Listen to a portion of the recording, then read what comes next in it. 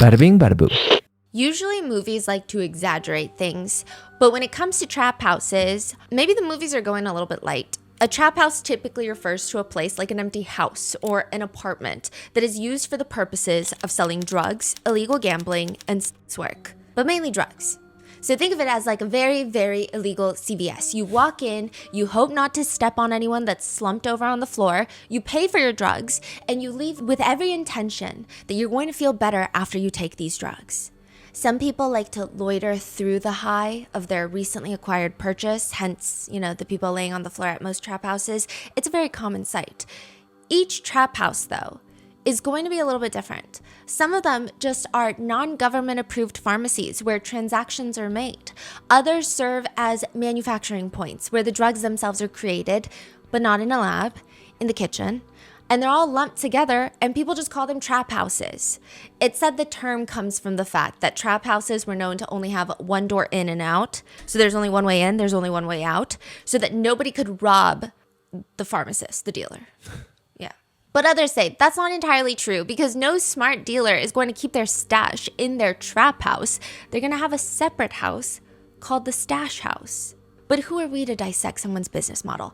Nevertheless, there are two younger women standing at what appears to be the only entrance into this trap house, trap apartment. They look a tad bit out of place. They both look Latina with a bit of like baby fat in their cheeks, which makes them look even younger than they already are. And they kind of look like the types of girls that you would see like at a receptionist desk, at a doctor's office, a dentist's office, but instead here they are at the front door of a trap apartment in Dallas, Texas. Which is not to say that there is like a look to someone who finds themselves addicted to substances, but they just look a little bit out of place, especially when you hear the reason that they're in this trap house to begin with. They are not here to purchase drugs. They're here to sell them. A lot of them. This is a business deal, a proposition for the owner of the trap house, who is ironically named Love. And like any good business proposal, the details are going to be ironed out by both parties. One of the two women, she's a narco with deep connections to a cartel in Mexico. The other woman, she's just the translator. So she's translating everything the other one says in Spanish, translating it to English for Love. They likely need someone to move product for them, and since Love already deals drugs, has connections in the US, it could be a profitable business deal for both parties.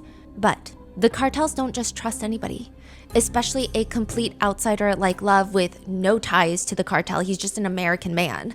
The three of them are sitting around Love's kitchen table, and the younger woman, the translator, informs Love, before we can enter this very profitable business agreement, the type of business agreement that has the potential to turn Love into one of the biggest dealers north of the border. This deal is going to give him a lump sum of drugs and cash on signing. Well, it's more like a handshake. Plus, a lifetime of drugs from the cartels. Is this Love's house, apartment? Yes. Okay. Now, the only thing Love needs to do is earn the trust of the cartels. How? It's very simple. Kill someone. And not just anyone. They've already picked out the target. A 35-year-old pediatric dentist. Her name is Kendra Hatcher. And in order for this to work, Love needs to kill her first. Okay, maybe this is some sort of initiation to say that you can get blood on your hands, but also it doesn't make any sense. Why would the cartels want to kill a random dentist for children in Texas? And they want her dead so much so that they're offering Love the chance to become one of the biggest drug lords in America just to get it done. Why do the cartels want her dead so badly?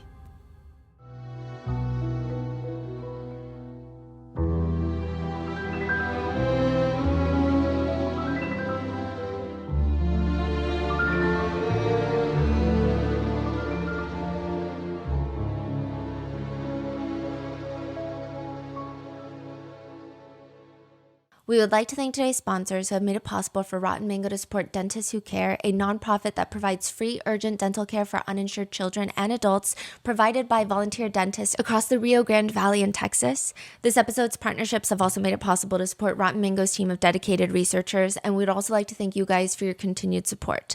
As always, full show notes are available at rottenmangopodcast.com. Today's case has brief mentions of gun violence, stalking, relational violence, and a very brief description of stress-related limited to immigration status. Viewer discretion is advised. Statements and quotes may be condensed for brevity. And with that said, let's begin.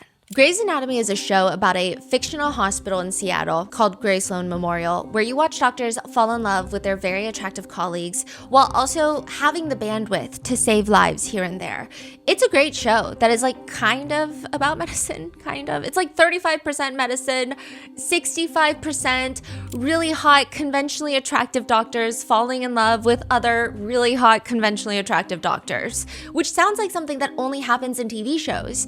But Dr. Hatcher starts living her own Grey's Anatomy, to some degree that is. She's a pediatric dentist, which, okay, to me, I feel like being a dentist, but pediatric is just on steroids. All day, you're fixing cavities, drilling, pulling teeth, trying to maintain a conversation with someone while shoving a hose down their throat. And at least adult patients, they begrudgingly cooperate.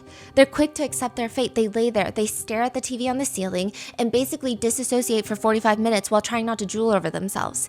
Pediatric dentistry is that on steroids. It's another level. You're doing all of that, but now you have to convince an undeveloped frontal lobe of a toddler that cooperating is in their best interest. It's like negotiating with a bank robber. They can cry, hit, full-on attempt a prison break, and when the treatment is really, really important, sometimes that mini-sized bank robber has to get strapped down to the chair, exorcism style.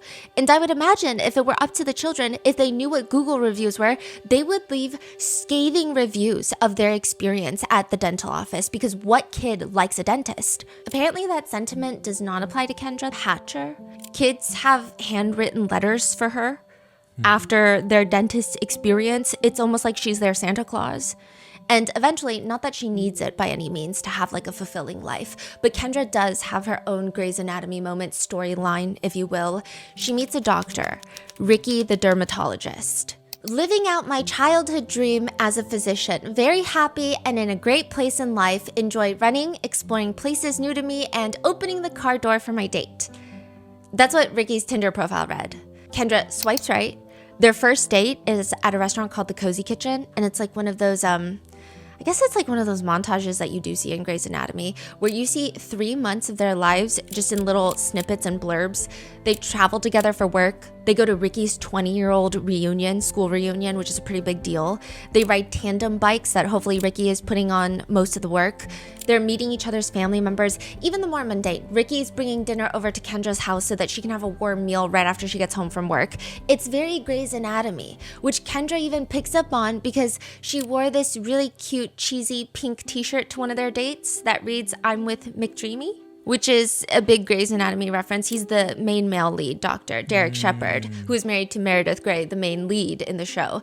And just like the show, Derek Shepherd, right, good guy, but Meredith Grey is kind of the prize. For Ricky, I'm sure meeting Kendra is, I guess, like meeting his Meredith Grey. So before meeting Kendra, he was actually in therapy. He was very concerned and worried about how he tends to shut people out. And he said, quote, I feel like I'm guarded in a relationship. Right. I feel like I can kind of get to a certain point and then I just can't let them in. Those feelings seem to dissipate when he meets Kendra. Ricky says, But when I met Kendra, it was like things became clear. Right. You know, like it was palpable. and it's not just his love life that falls into place. It's like Kendra uplifts every aspect of his entire existence. He had this dermatology presentation that he was so nervous about. He practiced his full speech in front of Kendra and her best friend just because the act of prepping with Kendra would calm him down. He starts joining Kendra for runs, exercising more. She even convinces him to get fitted for one of those whitening retainers for his teeth, which is very much a girlfriend thing to do. She's a dentist. I mean, of course, at some point, she's going to be looking at his teeth. I mean, she's kind of perfect. She majored in biochemistry and Spanish. During the holidays, she would volunteer, traveling all the way to Central America to offer her services. I mean, she was just perfect. And there's this thing that she would do whenever he'd be like, oh, let me bring dinner to your place. She would correct him and say, our place, which is exactly where Ricky is right now, is at Kendra's, their place, eating tacos at the taco stand outside. So the apartment building, he's getting into the spirit, if you will, because tomorrow he and Kendra are going on their vacation to Cancun. So if it were up to him, she would be home eating tacos with him at the taco stand across from the apartment building, but she's running a few errands before they head off to Cancun tomorrow. I mean, maybe it's like for the best, actually. there has been a bit of commotion in the apartment building. It's not big. It's not like there's a fire, but there seems to be a heavy presence of police vehicles and the parking lot to the building has been taped off. It's not until Ricky is almost done and finished with his meal, he overhears the table next to him and they're talking about what happened over there. And one of them responds, I think a woman was shot. Yeah, I think a woman was shot. There's no panic that registers in Ricky though, because it's clearly not Kendra. I mean, she's out running errands. Besides, they're talking about how they're gonna move to California. So Ricky's moving to California in 5 months. Kendra was thinking about moving out with him, and they're talking about how they should save up for a wedding. So there's no way it's Kendra, okay? Ricky Ubers back to his apartment, and he focuses on making sure this trip is gonna be perfect. He's calling his bank to ask about international transaction fees for his credit card. Ricky sends Kendra a text message letting her know, there's something going on at the entrance of your parking garage. You're not gonna be able to drive into your underground parking lot. When Detective Barnes with Dallas PD gets a call about a homicide, he's already on his way home. He just finished a full shift, but there's apparently no other homicide detectives available. So they call him in and he immediately turns around and he details when he first gets there, there's not really a lot going on. Like no one can really tell him much. It's a robbery gone wrong in a luxury apartment building in uptown Dallas, which is typically a very wealthy area with very little crime. He arrives on the scene, there's cruisers, there's fire trucks all around, there's an unused ambulance already long gone, all at the entrance of this gated parking garage. It's at street level and then it starts sloping down. So you just drive and it's kind of, like those sloped parking garages. And Detective Barnes arrives and some of the other officers are there briefing him. Two 16-year-olds were walking to their car in the garage when they heard tires, a woman scream, and then a gunshot. They booked it to their car, locked the doors, and called 911. The 911 call, you can hear the teenager say, Dallas 911, what is emergency? Hi, someone just got shot in the parking lot of the Gables Park 17. All I heard was screaming and then a loud pop, and then I saw her laying on the floor and it was like blood coming out of her neck. Detective Barnes walks into the parking garage with the other officers. It's mainly packed. There's resident vehicles everywhere, but there's also this one area where next to a white Toyota, there's 2 empty parking spots. And instead of a car, there's a body laying there. There are these very long, like streaks of blood, just stagnant blood that's leaking from a young woman's head, and it's just leaking down the slope of the parking garage. The woman's head and her hair is matted with blood and flesh. She's dead. Her purse is gone, which is consistent with the report of a robbery gone wrong, but her phone is still there. And it's very clear who she is because they run the tags on the white Toyota, which belongs to her, but also right on her medical scrubs, her name is spelled out, Dr. Kendra Hatcher. Even before talks of the cartel being involved in this case, and all of that gets to Detective Barnes, he's already very confused by this, because technically at first glance, sure, it could appear like a robbery gone wrong, her purse is gone, but next to Kendra is a fully loaded magazine with 13 live rounds. So the part of the gun where you keep the bullets? Yeah, I guess dropped it? Yeah, they dropped it, or it was an extra magazine that slipped out of someone's pockets. They test it, no fingerprints, but it feels like someone got lucky with that. It doesn't seem like it was intentionally left as some sort of message or clue or signature. Like this magazine just feels accidentally left behind. This feels clumsy. That's crazy. The robbery theory doesn't make sense either. Carrying out a robbery in an upscale apartment building that requires a key fob to get into the parking lot, most would assume that there are CCTV cameras pointed at the entrances, and they would assume correctly. It's so audacious and blatant. There's no cover up really, but it's also like simultaneously clumsy and it just doesn't make any sense. Also, who would want to kill a 35-year-old dentist who has no real enemies, at least not that the police can quickly identify? It doesn't make any sense. Step 1 to becoming one of the bigger drug lords operating in North America might be, you just have to become an Olympian first. Just become an Olympic snowboarder and the rest will be history. Ryan Wedding might be the blueprint of allegedly becoming one of the bigger drug lords in all of North America, allegedly because he has pled not guilty. Though he is accused of rising to a high-ranking Sinaloa cartel affiliate position where he was allegedly nicknamed Giant or El Jefe. Wait, so who is this? He was an Olympic snowboarder for Canada. He was arrested in January of this year for running one of the biggest drug distributions from Colombia through Mexico, through the United States, into Canada, operating one of the biggest cocaine markets in all of Canada, is what he's accused of doing. He said he didn't do it. Prosecutors accuse him of building his own wedding criminal enterprise, is what they say, stating that he was the single largest cocaine supplier in Canada, which obviously lands him in more trouble in the United States, landing him in the FBI top 10 most wanted list, which more on that later, because someone involved in this case is going to end up on that very same list.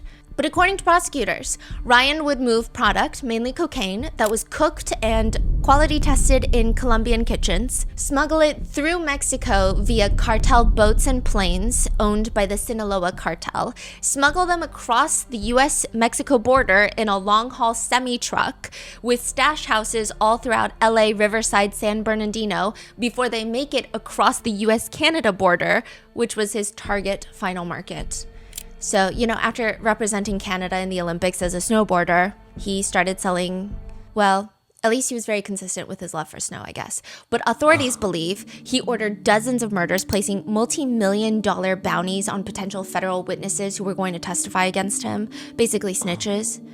He killed witnesses? It's alleged that he put bounties on. It's not alleged that he's the one that pulled the trigger, per se. But there are people who were killed. Yeah, one of them was basically killed in a restaurant, just publicly killed in a restaurant. That is wild. Yeah. To their estimate, prosecutors estimate, he was generating over $1 billion in annual revenue, making him one of Canada's largest cocaine suppliers. Though it is unclear, I will say, how much his personal cut was. He was arrested earlier this year, but the reason the case has gained so much attention is, how the hell did an Olympian snowboarder become one of the largest drug lords in North America? How does anyone become a drug lord in North America, one of the bigger ones? The answer is usually simple. You just have to prove yourself. Jose Luis Ortiz never had plans to become a drug lord. In fact, he probably would have despised every concept of that, okay? Everything he does is to ensure the success of his tiny little auto shop, which is his own little business, okay? This is the exact opposite of a drug lord. If there was ever an honest living, it would probably be Jose's living. He's basically done everything by the book, so why is he panicking watching the evening news? He's panicking so much that he's even pulling out his phone, Googling what they're saying on TV just to confirm, and he confirms this is bad. This is really bad. You know what a bolo is? It's a be on the lookout. Typically, the point of a bolo is to plaster it everywhere so everyone in the area, officers, citizens, generally everyone in town can be on the lookout. And on the phone and on the TV, there's a bolo for a Jeep. It's a very unique Jeep. There's distortions on the hood. The wheels are custom, very rare rims. The paint is also distinct. Jose's looking at the TV, he's looking at his phone, and he's looking out the window where the identical Jeep is sitting parked in his driveway. Why are they looking for his Jeep? It's connected to the local murder of a pediatric dentist. Like I said, it's bad. It's really bad. How do you explain to police? Okay, yes, that is my car. But I had nothing to do with this. Really, I don't know. I don't know how you explain it. But Jose's gonna try to explain it. Even though sometimes people are not fair to people who look like Jose and are named Jose, but Jose's gonna try because he knows he has nothing to do with any of this. He doesn't even know who was murdered. He just hopes the police will see that. Police posted a photo of his truck exactly? Yes, everywhere, multiple photos. Different angles from CCTV camera inside of Kendra's apartment parking garage. Oh, that's okay. Got it. But you can't really see the driver. Mm-hmm. But Jose's like, that's my car. How am I going to convince them that I had nothing to do with this? How does he know that's his car, though? There's distortions on the hood that are exact. The wheels are so unique and rare. He's never seen another Jeep with this. That's his car. He knows it's his car. Okay. You know? And he's sitting in there. Light gray baseball cap. He's hunched forward in the interrogation room. They brought him into an interrogation room, which is not a great sign. This is like the end-all, be-all of interrogation rooms. Completely beige room. They have beige paneling. It looks like some sort of foam panel that absorbs echo, so, the audio recording comes out great. And they've just put it up, or maybe they just put it up to drive someone crazy. Who knows? There's a small desk pushed up against the wall. Jose explains the entire story to the detectives. He's explaining, okay, yeah, it sounds crazy. Trillion% confident that's my Jeep in the Bolo. And that's my Jeep, and I think that my Jeep was driven into the parking lot where Kendra was shot and killed, yes. But But you have to believe him. It's not him in the Jeep. And he doesn't even know Kendra. Why would he kill her? Okay? But also, he lent his Jeep to a friend that day, which sounds really convenient and sounds like a lie, but he can explain, okay? He runs a tiny little auto shop. It's not like he has a full Jiffy Lube and a full rental car agency attached to it. Most of his clients are through word of mouth, so friends, family friends. And because he knows them and they trust him to fix their car, he lends out his own Jeep while he works on their car so that they can run errands or whatever else they need to do. That's what happened the day Kendra was killed. A family friend of his came in with her car, and he's known her since... God, I think she even lived with his sister at one point. They went to high school together, like so long. She comes in with her BMW and Jose lets her borrow his Jeep. That was 2 days ago. He didn't think anything of it. Okay, 2 days ago, family friend named Brenda borrows his Jeep. It's uptown Dallas. And then in uptown Dallas, a woman is killed in her luxury apartment parking lot. He didn't think those were connected. And then the next day, the day after the Jeep was borrowed, which was, yesterday. So he's describing to police. So he's talking to police September 4th. The murder was September 2nd. And then so yesterday is September 3rd. Jose's like, I was watching TV and I saw my Jeep on a bolo. And then I Googled it and I saw my Jeep on a bolo. Okay? And he's telling this the next day. So after seeing his Jeep on the bolo on September 3rd, the day before, he decides he's going to first ask Brenda about what the hell is going on. He explains to the detectives. I met up with her. He needed answers. I mean, at this point, he's terrified for himself, his family. He can't even drive his own car to meet Brenda because all of Dallas is looking for his Jeep. They're be on the lookout. They're looking out. He needs to get answers from Brenda, but he also doesn't know what the hell she did or didn't do or what any of this is. So as casually as possible, he asks her, hey, did you hear about that dentist who got shot in Dallas? Brenda says, no. Oh, but Jose has a plan. He responds, that's funny because the Jeep they're showing on the news looks a lot like mine. I lent you my Jeep. And then a day later, I'm seeing something that looks exactly like my Jeep on the news connected to this murder. Show me. Brenda wants Jose to just show her the pictures. Like, you mean, it's a bolo. Google it, okay? It's my Jeep. But he cooperates. He pulls out his phone, pulls out the pictures, and presents it in front of her face. Brenda studies the pictures. No. That's it? It's not your Jeep.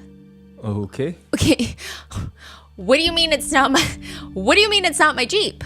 Jose, the owner of the Jeep, is telling Brenda, who drove the Jeep for like 1 day, that it's his Jeep and he knows it. Why are you telling me it's not my Jeep?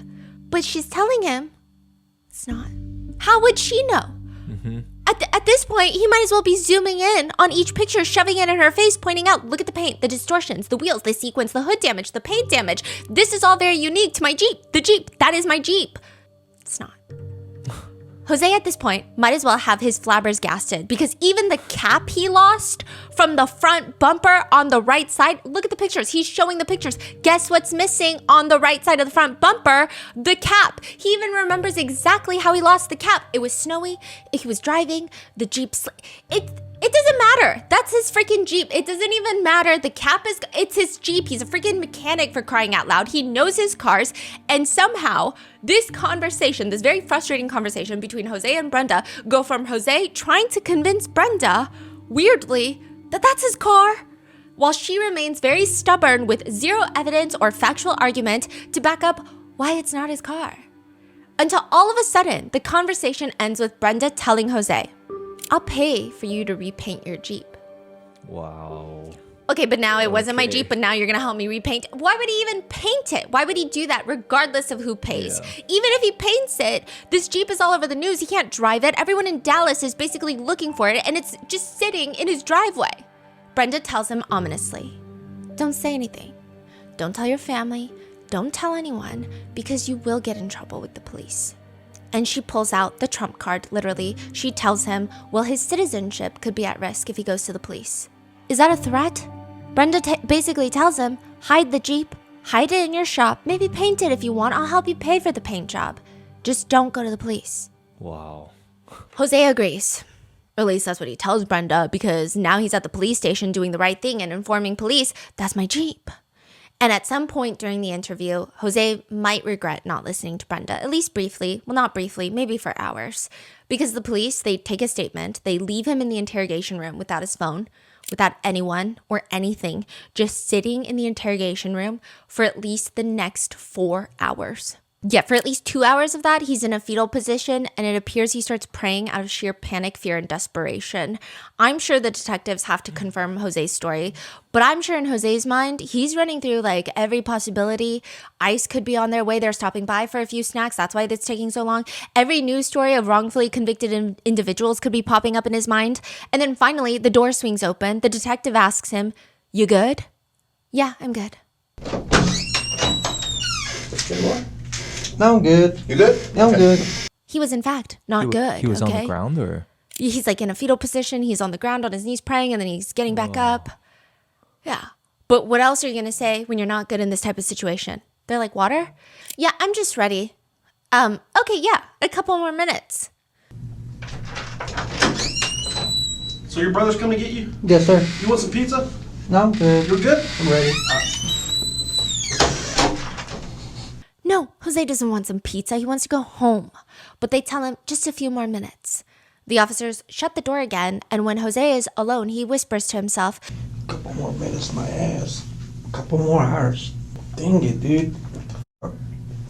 Eventually, the time does come. Jose is cleared to go home, but his Jeep has to stay. But Jose is not the only one calling into the police with information. One comes in the form of an email, a very formal sounding email at that. "Hello, I recently heard about Kendra Hatcher's tragic death. I attended dental school with Kendra for 4 years, 2006 to 2010. I, as well as other classmates, were witnesses to her talking about her ex-husband physically abusing her." He includes the last name. "I'm not sure about the first name, but I'm sure you can easily look up marriage records. I have no particular reason to suspect he did it, but given the history and my knowledge that most people are not murdered by strangers, he is definitely a person I would recommend looking into. Please let me know if you need anything else. Respectfully, Dr. Arnold Berger." Whoever Dr. Arnold is, what he has to say might be worth looking into, as the local Crime Stoppers also receive a very similar yet anonymous tip stating the only reason Kendra moved from Houston, Texas to Dallas was because she was, quote, "beaten within an inch of her life" by an ex-partner. The anonymous tipster goes on to say even after Kendra moved to Dallas, she was still being threatened. 2 tips pointing fingers at 2 former partners, and then a 3rd tip from Kendra herself. During the investigation, authorities uncover some of Kendra's personal notes. Only 3 pages were scanned and included in the FOIA request. So it's unclear if these were loose leaf or part of a diary, but they were included nonetheless. The first page is kind of like a list of her thoughts. "Should I take this job? Core Kids Dental? Irving, Texas? Community Clinic? ? In small letters underneath that, she writes, "Meet good friends in Dallas, where? Lots of serendipity." Another line, "I feel like I should be getting into something bigger in life. What would that be? Traveling long distance to the mountains?" Then another entry, "Pursue relationship with Jeremy? He is crazy about you, but not able to date you right now. He's not the one. She sees a guy from El Paso that I'll meet in class of some sort. 1 child, a little girl, very musically talented. Is a healthy relationship? Family? Kids? Marriage? In my future? Yes, a man from El Paso, 1 little girl." It seems like a brain dump of thoughts that she's having, but the next thought she writes down seems connected to the tip that the police received. She writes, "Should I pursue civil suit against Steven for domestic violence? Is Steven going to pursue hurting me? I will be safe. He has a lot of other things to worry about. He will do jail time, handcuffs, not first time."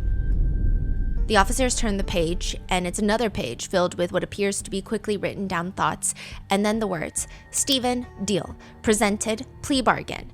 Doesn't look good for him. Safe? Yes. He has a lot to worry about. He's done this before." He's done this before. And if he's done this before, is he going to do it again? I have never thought deeply about chair etiquette before seeing this interrogation. I mean, okay, I have, but This is a weird interrogation. Let's say you and I walk into a restaurant and we're led to a table with a booth and a chair. Who takes the booth? Who takes the chair? You would take the chair and offer me the booth, right? Although I actually really hate sitting in a booth. I much prefer a chair. That's like a thing, okay? But if your boss asks you, follow me into my office, you don't sit in her chair behind the desk because it's just chair etiquette. I mean, I guess there's no written rule that you cannot, but you would just sit in one of the guest chairs across from the desk. The same goes for interrogation rooms. Everything is typically designed purposefully, including the chair etiquette, and Brenda immediately fails. Detective Barnes escorts Brenda into the room. She enters first. The interrogation room, recording starts, and we're like a fly on the wall corner camera angle. It's a different room from the one that Jose is in, but it's like pretty much the same layout. So Brenda is brought in after Jose's whole Yes. thing. Okay. Now they have, there's 2 chairs. One of them is an office chair, a wheelie chair. Whoever is sitting in that chair is gonna have their back to the door and also to the camera. The other chair, the person of interest chair, has 4 metal legs and it's just like bars of metal. It's a metal chair and it's the furthest corner of the room and it's a stationary chair. Interrogation rooms are designed to make the interviewee feel cornered, locked in one spot. Hence the lack of wheels, never too comfortable, never too relaxed. And it's also usually very clear who sits where in an interrogation room. If a detective brings you into one of these types of rooms, well, first of all, you gotta ask for your attorney, but that's just my advice. But second of all, Detective Barnes' newest interviewee, newest lead, walks in, plops right down in the wheelie chair, and she's like wheeling, scooching into the desk, leaving the cold metal stationary chair for the host, Detective Barnes. And Detective Barnes asks her to switch. I mean, she does without hesitation to her, to her benefit, but it's just very bold. That's interesting. It's just a little off. Yeah. Either way, she promptly moves to the metal chair, crosses her legs with her hands in her lap. She has her hair pulled back, low ponytail. She's wearing a black baseball hat, and she's kind of wearing this like striped, almost Y2K tight collared shirt.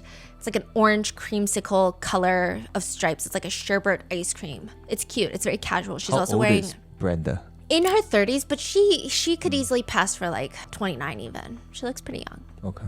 She's also wearing black capri leggings that end right under her knees, bright white tennis shoes, and her body type is just like for visual's sake, just like a regular looking lady. I don't know, Detective Barnes is kind of what you expect. He's very law and ordery, very messily, white ironed button down, dress shoes, dress slacks, broad back, very great posture, even in a wheelie chair, which Brenda almost stole from him, but he thanks Brenda for coming down to talk to him. And she responds, and I will note, I just want to put a disclaimer. I do think, and I know this, and so no one has to point it out in the comments, but people do anyway. I do know that I, to some people, have a voice that is reminiscent of a hyena being resurrected. So I don't think I'm in a place to comment on someone's voice. However, it's also the tone that Brenda uses that's very interesting, and I'm not judging her for it. I'm just pointing it out so you get the full picture. Her voice and tone reminds me of the trad wife trend online, where they talk very slowly and almost kind of breathy. It's soft to the point where it's almost nurturing, and it's incredibly feminine. Interesting. She tells Detective Barnes that she wants to help. Tell me what I can help with. Barnes continues to give her the lowdown, assures her that he's not going to be... What? He's just like smacking on the table, okay, like out of nowhere to demonstrate like I'm not going to be the type of cop that's going to intimidate you or yell. That would probably have me peeing, but instead of jumping or appearing even more nervous, when Barnes is smack on the table, Brenda immediately pulls her hand from her lap, rests an elbow on the table, her hand on her chin, and she leans in. Yes, sir, of course. Tell me what I can help with. Okay. Don't worry about. I'm not gonna be yelling and slapping my hand on the table, any of that kind of stuff. That's not my style. I've watched a lot of interviews, innocent, guilty witnesses. You never really see people lean in. Yeah. Because she wants to help. Yeah, but Right? It's According just to her. maybe we just have different ideas of personal space, but it's just a lot of leaning in, like a lot of leaning in.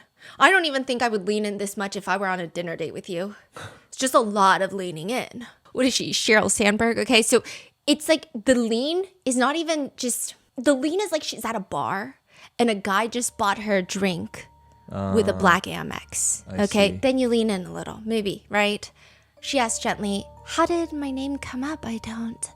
Detective Barnes says he'll tell her, but right now he just needs the basics. So he's filling out the police report, contact info, all the administrative stuff, you know, and it's also like breaking the ice a little bit. I want to make sure that you're comfortable while you're here. Perfect. Oh, okay. Yeah, we'll work together. Right? Okay, so Brenda is a little bit of an eager beaver, but I guess that's fine. I guess that's great in the grand scheme of things. Okay, how do you spell Brenda? Brenda. Okay. How do you spell? Brenda. Brenda. Okay. Barnes takes a second to write her name down, and Brenda sees an opportunity. She leans in. She reaches out her hand and almost like caresses his bracelet. He's wearing a bracelet. That's crazy. She just Yeah. made physical contact with the... Yeah. Wow, okay. I am second. I like that. So his bracelet says, I am second. And he's like, yeah. And she says, I'm part of it too. I am second. I like that. Yeah. I'm part of it. Yep. Yeah. Which I don't know why she made it sound like they're in a cult. I am second is just a Christian phrase. So it's like if you saw someone wearing a bracelet with a Bible verse on it, other Christians will recognize other Christians, right? Like God first? Yeah, God first, I'm second. But she made it sound like a cult. She's like, I'm part of it too. Whatever that means, okay? What do you mean? You go to church? Essentially, what Brenda is trying to do here is, I guess, build rapport, Yeah, which is she's kind of very the eager to build interrogation. rapport. Yeah, but like, you know, I guess he's attractive, conventionally attractive interrogator, right? So, but still kind of odd to flirt with your interrogator. Anyway, Detective Barnes is like, yeah, well, there's a long story behind this. I'll tell you in a minute, but I believe in that. Yeah, I do too. That's why I normally don't wear jewelry. This is who I am. So if people see anything outside of police, this is what I want them to know about me. Me too. And she holds out her arm to see, you know, for him to see. She holds out her wrist. I don't wear it because my wrist is too tiny. Okay. And Detective Barnes says you do have a small wrist. Me too. I don't wear it because my wrist is too tiny, but Yeah, you do have small. all my family, they're true believers, and I want to cooperate. I want to know what's going on, and I want you. Brenda might as well do the grade school flirting thing where you ask a guy, you know, that you like to compare hand sizes with her whole little tiny wrist move, okay? Obviously knowing his hands are going to be bigger, but it's like just a chance to hold your hands together. I mean, I'm sure for Brenda, it's giving, I'm just so tiny and fragile. Oh my gosh. Brenda, I mean this in the nicest way possible, is kind of giving... If my wrist is this tiny, just imagine how tiny my brain is. I have no clue, not an iota, not an idea of why I'm in this interrogation room, sir. It's kind of giving that a little bit. And if I had to guess, Detective Barnes is probably using this as a way in. He notices Brenda trying to cozy up to him, touching him, and plays along, complimenting her wrist size. But he's also married, so he tries to get back into business. So he's filling out this police report. You're unemployed and you're studying. How do you know he's married? I'm sorry, just side comment. I be looking. Oh, you looked him up? I see. Yeah. So yeah. But also, not even if he was single, like he wouldn't be doing this on the job, I assume, right? But anyway, he's like, okay, so you're unemployed, you're studying, you're in school, right? Yeah, I'm taking my board exam. I've been preparing for the last 2 weeks. I took my state exam and I made 100, and then I'm taking my board next week. It's pretty hard, 450 questions. The board exam to become a dental hygienist. Yes. Interesting. Now, Barnes reads Brenda her Miranda rights and finally confronts her. One of the things that I wanted to talk to you about, a young lady was killed. Kendra Hatcher was killed on Wednesday, September 2nd. Brenda has no visible reaction. She is being questioned on September 4th, the night of September 4th, so this is 2 days later. The way that your name came up in the investigation was linked to the vehicle. Okay, so the Jeep, the black Jeep. And I wanted, to talk to you a little bit specifically about Wednesday, what you were doing Wednesday, and the incident involving a Jeep. Of course. Okay, can you tell me a little bit about it? Wednesday, I was in Carrollton. Okay. And I studied from maybe 12 all the way to like about 6. And then from 6 we went to Fuzzy's. We had some tacos at Fuzzy's in Carrollton. Mm-hmm. And then from Carrollton we went to the Chili's off of George Bush. Okay. And that was my day on Wednesday. Brenda continues to tell Barnes that her classmate Billy Wen can verify that they were at the library study room from 12 to 5:30 on September 2nd. Was it one of those things? Is it kind of like a date thing? You guys gotta... No. Just a classmate? Yeah. Oh, I'm dating. I mean, he's not the type. Okay. She continues, after the study session, Billy gives her a ride to Chili's.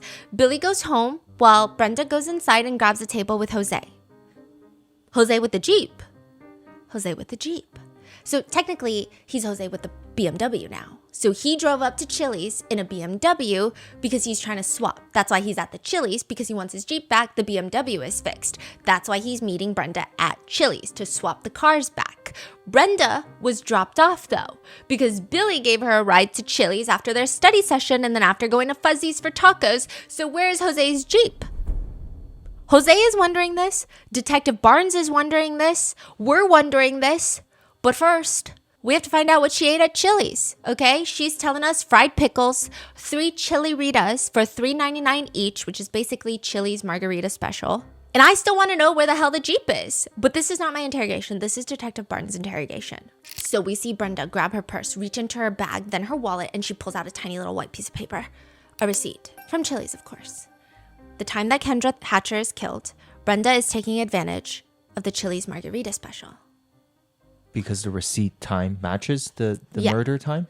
So he's like, okay, you closed out at 8:56. Okay, do you mind if I hang on to this? Go ahead. No, yeah, keep it. Okay, great. You're free She to go. just pull out a receipt from her bag?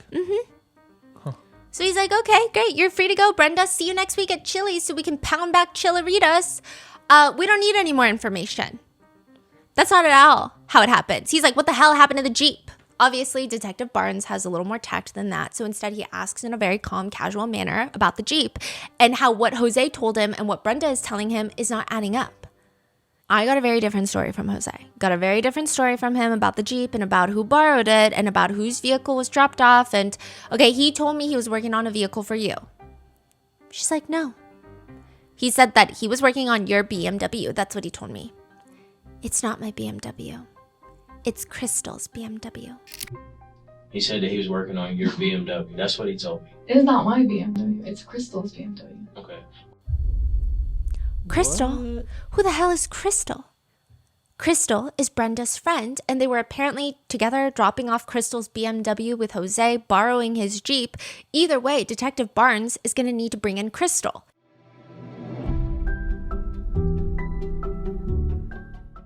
News stations are probably in the top 3 businesses that consistently get the most random, unwarranted mail. Not that it's an everyday thing or even a common thing. Mostly it's just people writing in with a story. But in 2026, earlier this year, a station in New Jersey receives an anonymous package. No return address, no shipping label, just like a lot of American flag stamps in the corner and the word urgent handwritten in red marker and capital letters, like a little kid's letter to Santa Claus. It has to be like a class project from a 2nd grader who's just now learning how mail works, right? They open it. And it's an old cassette tape with a letter. I mean, I don't know if I could describe it as a letter. By letter, I mean it's like a nursery rhyme in crayon on one side and a crayon drawing on the other side. The nursery rhyme goes like this. If you leave a door half open, soon you'll hear the whisper spoken. If you play outside alone, soon you won't be going home. If your window's left unlatched, you'll hear him tapping on the glass. If you're lonely, sad, and blue, the whisper man will come for you. Okay, it's very weird, but nursery rhymes are always weird and creepy if you read into them too much and in a certain tone. Plus, the crayon drawing is very normal. There's like the typical sun in the top corner page. I mean, it's very clear that this is a kid. He even signed his name. The news station, though, probably like precautionary. They call 911. Police respond immediately. They have a feeling that it's him. They play the tape, the cassette tape that came with the letter, just to confirm. And you hear an adult male voice beginning to whisper as he records over the tape. And a missing 8-year-old boy who disappeared in early 2026 is forced to whisper back a response. If authorities are right, these might be the boy's last words. The kidnapping, the tapes, the causes of death, they are nearly identical, duplicate murders that match the MO of one person. The town knows him as the Whisper Man, a serial child killer whose first round of kills were over 30 years prior. So 30 years ago.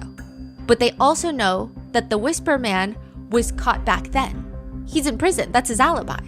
How are investigators supposed to catch a killer who's already been caught? Plot twist, this is not an actual case. It's the premise of Netflix's newest psychological crime thriller, The Whisper Man. Thank you to Netflix for sponsoring today's episode.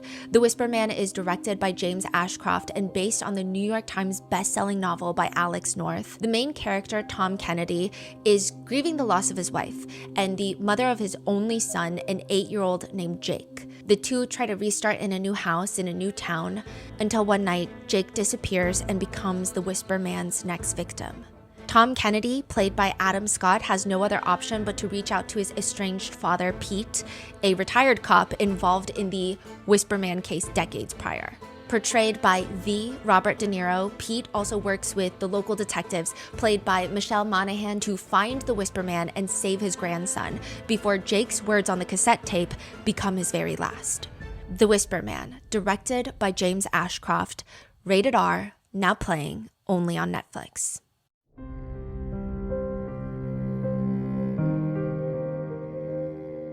Detective Barnes doesn't play favorites though, because, just like Jose, he does keep Brenda in the interrogation room for hours. She has her purse and an officer gives her a pink blanket as she waits for them to verify her alibi. And just like Jose's interrogation, Detective Barnes keeps those cameras rolling. And while Jose was contemplating pretty much every life decision that led him to even purchasing a Jeep in the first place, Brenda is very relaxed. For the most part, Brenda snuggles in the chair and tries to fall asleep with the pink blanket. But there's this one point towards the end of the footage. She throws the blanket off, stands up, reties her hair into a pony, sits down, rummages through her purse, pulls out something, dabs it on her face, puts it back in her purse, rummages through her bag, pulls out another thing, dabs it on her lips. She's doing makeup in the interrogation room, which, again, there is nothing wrong with touching up your face. And you know what? I don't know what I would do in an interrogation room. She's just very relaxed, right? Super relaxed. Is it forced or is it she's actually really relaxed? Honestly, it feels really relaxed. Okay, interesting. Yeah. She's doing her makeup as Dallas PD or in the next office over trying to verify her alibi for the murder of Dr. Kendra Hatcher. A bit strange, perhaps, but it's definitely not illegal because, like I said, that same evening, Brenda is released, her alibi clears, and so does Jose's. Since we're talking about cleared alibis, Kendra's ex-partners are also cleared, so that just leaves, that leaves who? This very elusive Crystal and probably Ricky, Kendra's current boyfriend. It's time to bring Ricky in again. Detective Barnes has already spoken with Ricky. He was at the taco stand right outside Kendra's apartment where she was murdered in the parking lot of the, apartment that he's outside eating tacos. He told Detective Barnes already that he left from the taco place to go back to his place to call the bank. And the rest of the night, he sent message after message after message to Kendra that went unanswered. They've been going unanswered even before he went to go eat tacos. 7:53, I'm super hungry, sweetie. Have you eaten dinner yet? No response. 8:04, sweetie, I can't wait any longer. Off to get food. Let me know when you're home. It's interesting because Ricky had already been at Kendra's waiting for her, but since he's hungry, he decides to head down to get tacos. He takes the elevator straight down to the first floor, which is the level above the first level of the parking garage, crosses the street, grabs tacos, and while he's eating, he sends another message. 8:15, there's something going on at the entrance of your parking garage. You won't be able to drive into your underground parking lot. I'm sorry, what time was the murder taking place? Like around 7:45. 8:38. Are you okay? You said you were on your way home over an hour ago. 8:44. I'm a little bit worried about you, sweetie. So at this point, he's probably back at his place. 9:40. Still no response. Ricky can't take it. He takes an Uber back to Kendra's apartment. By 9:50, he's walking through the first level lobby where the concierge desk is, and he's asking John, the concierge, buzz me up. This is what he normally does every time he visits or stays over at Kendra's. This is normally how it goes, and the concierge always buzzes him up, except this time because John is looking at him for a few moments. Hold on. Hold on for what? John disappears into the back room, and Ricky is left alone in the lobby feeling, he describes it like a full-blown panic coming in.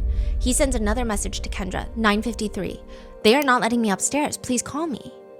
John finally comes out of the back room, and instead of buzzing Ricky up, he guides Ricky to the back room where he's like, what is going on? The police walk in and inform Ricky that Kendra has been shot and killed.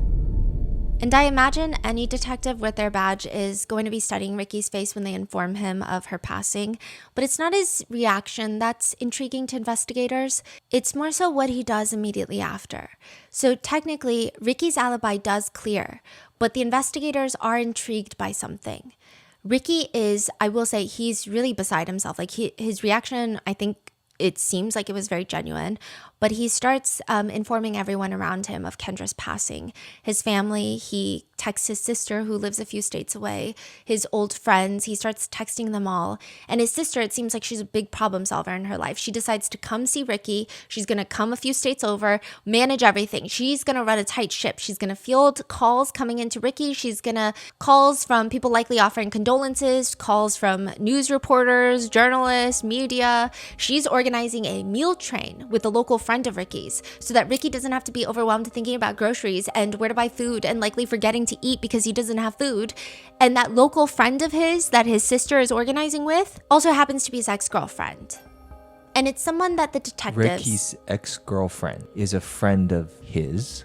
Yeah, that he texted, and now she is helping Ricky's sister organize this meal train. I see. So his ex-girlfriend. Okay. And this ex-girlfriend is someone the detectives are becoming very familiar with because it is none other than Brenda Delgado. Wheelie chair, lipstick, I am second, Jeep friend, tiny wrist, Brenda Delgado. It is very difficult to be a coworker to someone who has probably, most likely, genuinely lost their goddamn minds. If it isn't already bad enough to avoid coworker bonding sessions, coworkers are asking you if you want to go out with them after work, but you would literally rather go home and not think about work. But this is worse because Brenda is not a normal coworker. She's already complained to every single person at work that her and her dermatologist boyfriend had broken up, but now she's dragging her coworker Erin to this very random, very specific bar in Dallas after work. When Erin gets there, the bar is packed. Brenda guides her to the bar, and there's about 3 stools left. That's how packed it is. I mean, there's people everywhere. So they take up 2 of the 3 stools. They both take a seat. And there's only 1 empty chair at the bar left. Finally, a woman walks in. And the only available seat is right there. So she takes it. She sits down and she starts texting on her phone. Erin notices that Brenda is like zeroed in on this random woman who just walked in. And Brenda oddly uses this moment to get up, walk behind her coworker Erin, and start playing with Erin's hair. Almost as if she's trying to braid it. But it's very clear to Erin, just judging by the finger work, it's not really like she's trying to braid her hair or do anything nice to her hair. And when she looks up at Brenda, Brenda is zeroing in on this woman's phone, seeing what she's doing on the phone. It's clear from the moment that she saw Brenda all dolled up that this was one of Brenda's crazy plans. Brenda pretends to play with Erin's hair while she watches the woman next to her. And right there, you see this woman texting a man named Ricky. Ricky never ends up coming into the bar because he pulls up to the parking lot to go into this bar, his date, and he sees his ex-girlfriend's car in the parking lot. He texts his date to reschedule or to head to a different bar, and he doesn't even know that none of this was a coincidence. This was a setup by Brenda. And in the interrogation room, Detective Barnes just wants one thing from Ricky. They already heard what he was doing. He was in the apartment prepping for their trip. Then he went to go grab tacos. They already saw the messages on Kendra's phone. And now they know that Ricky's ex-girlfriend, one of the people that he reached out to for support, is Brenda, his ex-girlfriend. Tiny wrist, Jeep Brenda.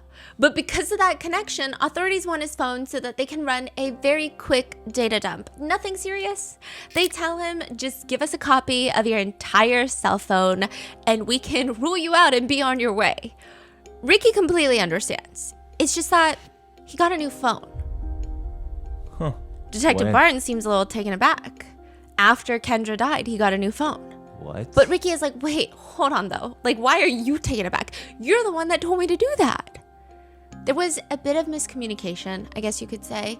Ricky says he thought that's what Barnes told him to do, was to get a new cell phone, because he started getting calls from media just badgering him for comments. Yeah, legacy media is like, hey, give me a statement right now. And so he told Barnes that. Barnes is like, yeah, you should probably get a new number. Barnes is like, what are you talking about? I said get a new number, not a new cell phone, because technically, even if you get a new phone, you still have the same phone number. You're still gonna get calls from the media. Like, what is happening? Hello? Are the dots not connecting? Ricky apologizes. He says he honestly thought that that's what he meant. Is it your phone that you've been using, or is it a new phone? It's the phone that I just got. How long? How long have you had it? Like basically when you told me to get a new phone. Oh, no, I said change your number. I didn't say get a new phone. I interpreted it as like get a new phone, get a new number. Which, to be fair, I will say that this is the time period where you're in a state of shock and grief, so it's a bit more understandable. And Detective Barnes is like, okay, well, it's fine, but do you have it with you, the old phone? Well, no. I mean, he just has his new phone. He does have the old phone, but it's not with him right now. And also, Detective Barnes is informing Ricky that they still need to do a data dump on this phone, whether or not he brings it in. Detective Barnes is like, I can get a search warrant if you want. It's really up to you, Ricky. And what he means by that is, it's really not up to you, Ricky, at all. Ricky, however, wants to cooperate, but he says, I'm not saying no by any means, okay? It was literally just midnight.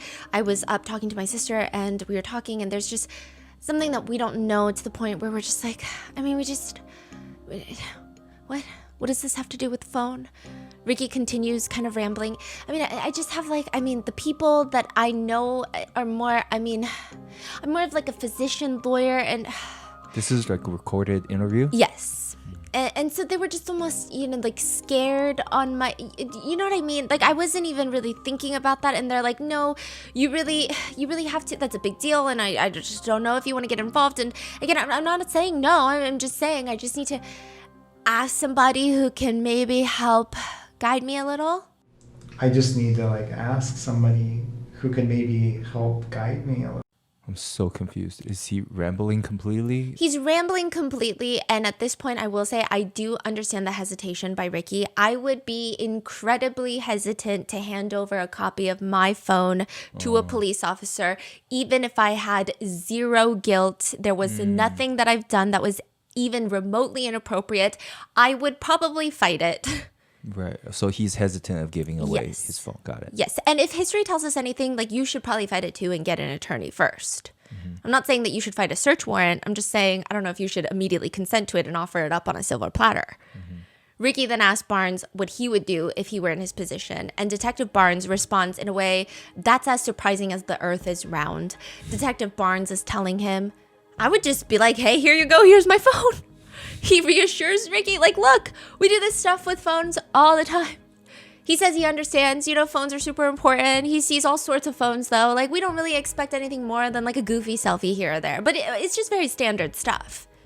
Ricky doesn't directly respond to what Detective Barnes just said. He instead runs his hand through his hair. He scratches the back of his head, and he almost kind of asks sheepishly, and just from a professional standpoint, am I being recorded right now? They are in an interrogation room, and it's all part of the investigation. Everything that we do in this building is recorded, and that's why I asked you to bring the notes so that I can get it recorded. Ricky says, yeah. Again, I feel like I should maybe just talk to someone. From a professional standpoint, am I being recorded right now? Yes. Okay. You should have asked that up front. I didn't realize that. I feel like maybe I should just talk to someone. Which, okay, that's another thing. Don't ever be so passive with police officers. Just say, I want a lawyer. Yeah. Because Detective Barnes is like, no, you don't. You don't want to talk to anybody. Basically, that's what police have to do. Even if you say you want to talk to a lawyer, they're going to be like, yeah, sure, we'll get you a lawyer. Don't worry about it. Ricky is like, I'm happy to talk off the record.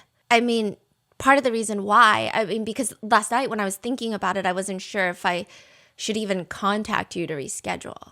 He starts rambling more, almost about how he at least wanted to come in and talk to Detective Barnes, but he barely slept the past few days. He actually used to pull 30-hour shifts, and this somehow feels a lot worse. He knows from the start that he probably shouldn't make important life decisions when you're that tired, but like, does Detective Barnes get that?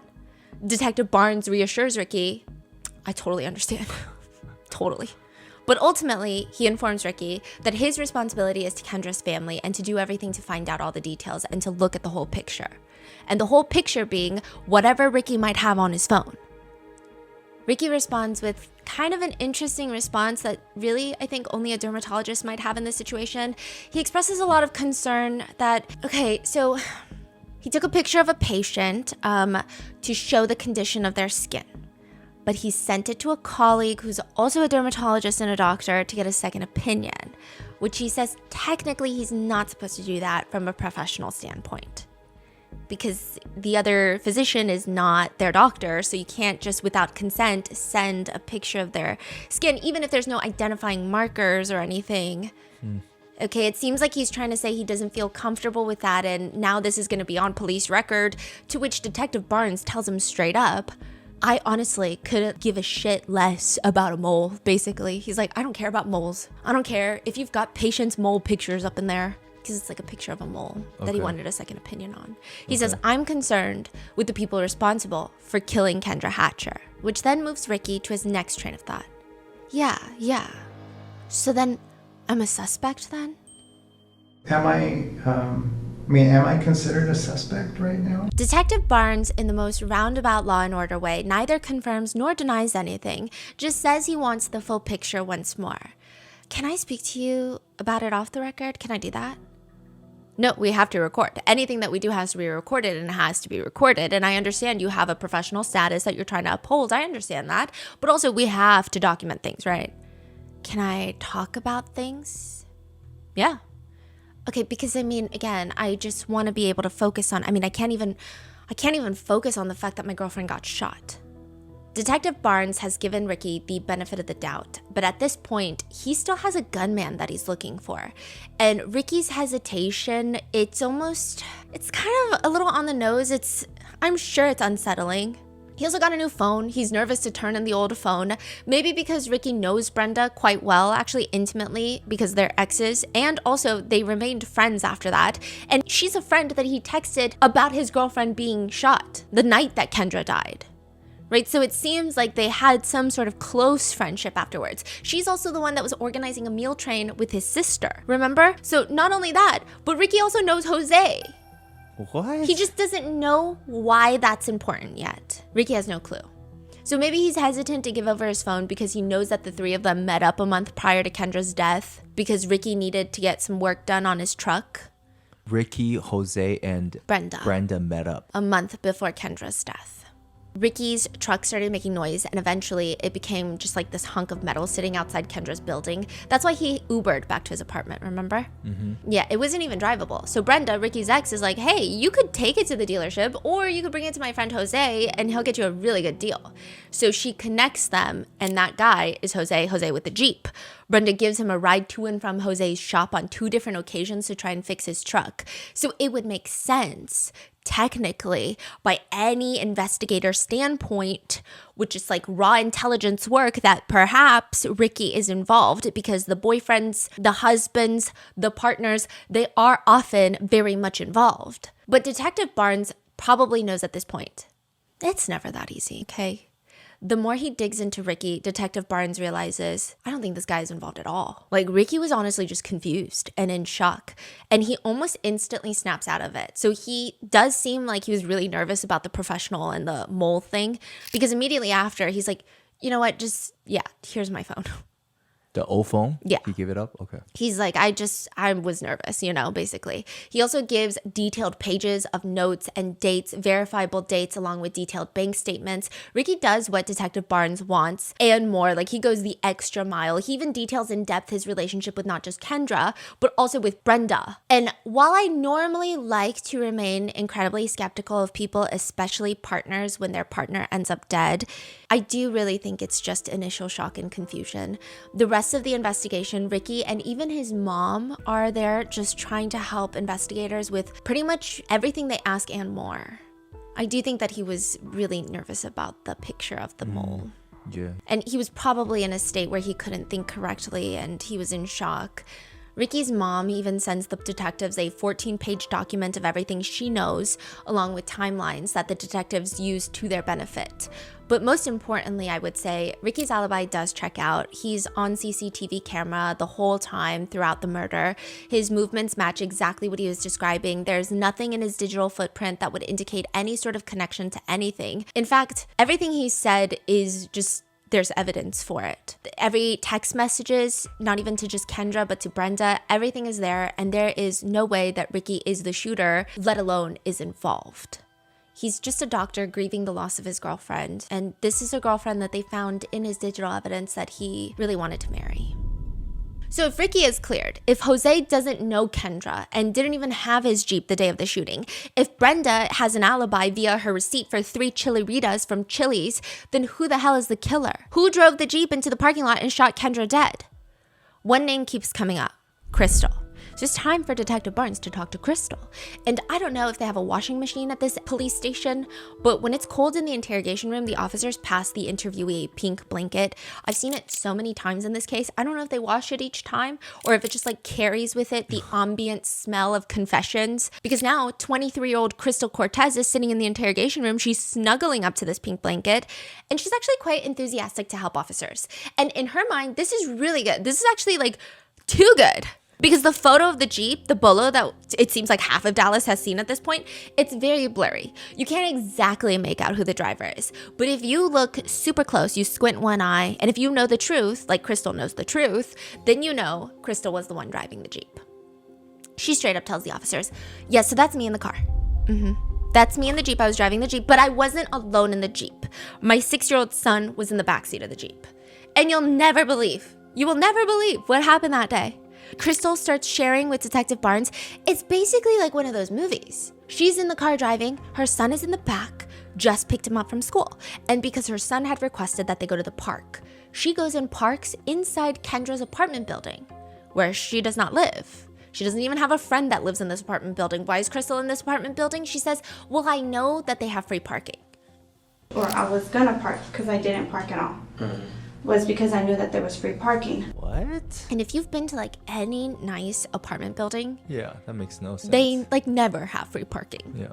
She knew that there was free parking so that she could park the car and then they could walk to the park. But she's about to get out when she hears a gunshot. And then all of a sudden, one of the doors to the cars open and there is a guy wearing a mask demanding she essentially be the getaway driver. He's like, drive, points the gun at her. I'm pulling in the parking lot. And before I pull in, right there by the Mesoamerica, the guy gets in my seat and he puts the gun right here. My son's in the back. My son is in the back. My instinct is, I'm just shocked and nervous as anybody else. My instinct, he's like, don't look at me, don't say anything to me, nothing will happen to you or your kid. He gets in the back seat and he sits down and he's like, drive, just drive. I'm like, okay. What is Crystal to do? She's to drive. That's what. This is a case of wrong place, wrong time. She just happened to drive directly into a murder scene. That was her only fault. Detective Barnes is intently listening to Crystal's story of what happened that day, even though we know that this story is as believable as a cow on roller skates speeding down the highway. But as any good listener, Detective Barnes listens to her story, lets her finish, and then presents her with something fascinating. So in the CCTV footage, the shooter gets out the Jeep to shoot Kendra. That's crazy, yeah. Then he gets back into the Jeep, and then the Jeep takes off. That is an honest misunderstanding. Crystal must have gotten confused. What really happened is that she stopped at a stop sign before she entered the parking lot. The gunman got in her car at the stop sign, opened the door, she didn't lock the doors, demanding she drive into the parking lot. He told her, don't look at me, don't say nothing, you pull in this parking lot. I will kill you, I'll kill your son if you do something. Crystal starts adding a little bit more flair, a little bit more details to this rendition. I'm sitting there begging Jesus. I'm begging Jesus, my son. Please stay asleep. Please stay asleep. Please stay asleep. Right. Did you honk your horn? Don't look at me, don't say nothing, don't even mention nothing. I will kill you, I will kill your son. Yes, I'm just begging my kid to like, please stay asleep, please stay asleep. I'm begging Jesus, please stay asleep, please stay asleep, please stay asleep. Did you honk your horn? There's really no point in Crystal even responding because Detective Barnes has the footage from the parking lot. Not only did Crystal never honk her horn once, she never flashed her lights, never made any motion to try and get help. He tells her, I'm telling you right now, I don't believe this bullshit. Crystal reassures him this is in fact the truth, even though what she said earlier is obviously not the truth, but she now knows in her heart this is the truth. How can we be so sure about this? Crystal even offers, you can polygraph me, you can test me. Barnes straight up tells her, you can polygraph me, you can test me. You keep talking about a polygraph, and you said that earlier. And if I would have polygraphed you then, you would have failed, because you were lying, and you're lying now. Which, by the way, if the police ever ask you to do a polygraph, maybe don't do it, let alone offer it up to the police, especially if you've already changed your story multiple times. And that has less to do with the fact that you probably should never take a polygraph, but more so to do with the fact that you just seem so dumb right now. Like, what do you mean? You already changed your story. How are you going to take a polygraph now? Then we get to Crystal's next version. It's really hard to take anything out of Crystal's mouth at face value, but Crystal does confirm a few things for investigators. One, Ricky was definitely not the shooter or even involved in any way because he was the original target. What? He was the one that was supposed to be dead. And Crystal is just a woman with a job. She was hired. When you move in with a roommate, there is a level of expectation to do things for the roommate that you might not have signed up for. Are you really going to be the petty one that leaves just one singular mug in the kitchen sink after doing your own dishes because that's your roommate's mug? Or the one who makes a 30-part TikTok story time about your roommate while quoting the mayor of New York City on your fire escape whilst crying? There's some things that are expected when you move in with a roommate. For Jennifer Escobar, that probably would have been the better outcome. The fire escape videos, she probably would have taken that any day because she just moved in and her roommate is asking her for a small favor. Help me put someone in a coma. Or we could just beat him up. I already bought the bat and I have this needle. Jennifer Escobar has no idea what's in the needle, but her roommate says it can put someone to sleep. Look, I'll give you $2,000 in exchange if you help me. It's a horrendous offer if there ever was one, but Jennifer does not explicitly accept or decline. However, she makes plans to move out within 2 weeks of moving in.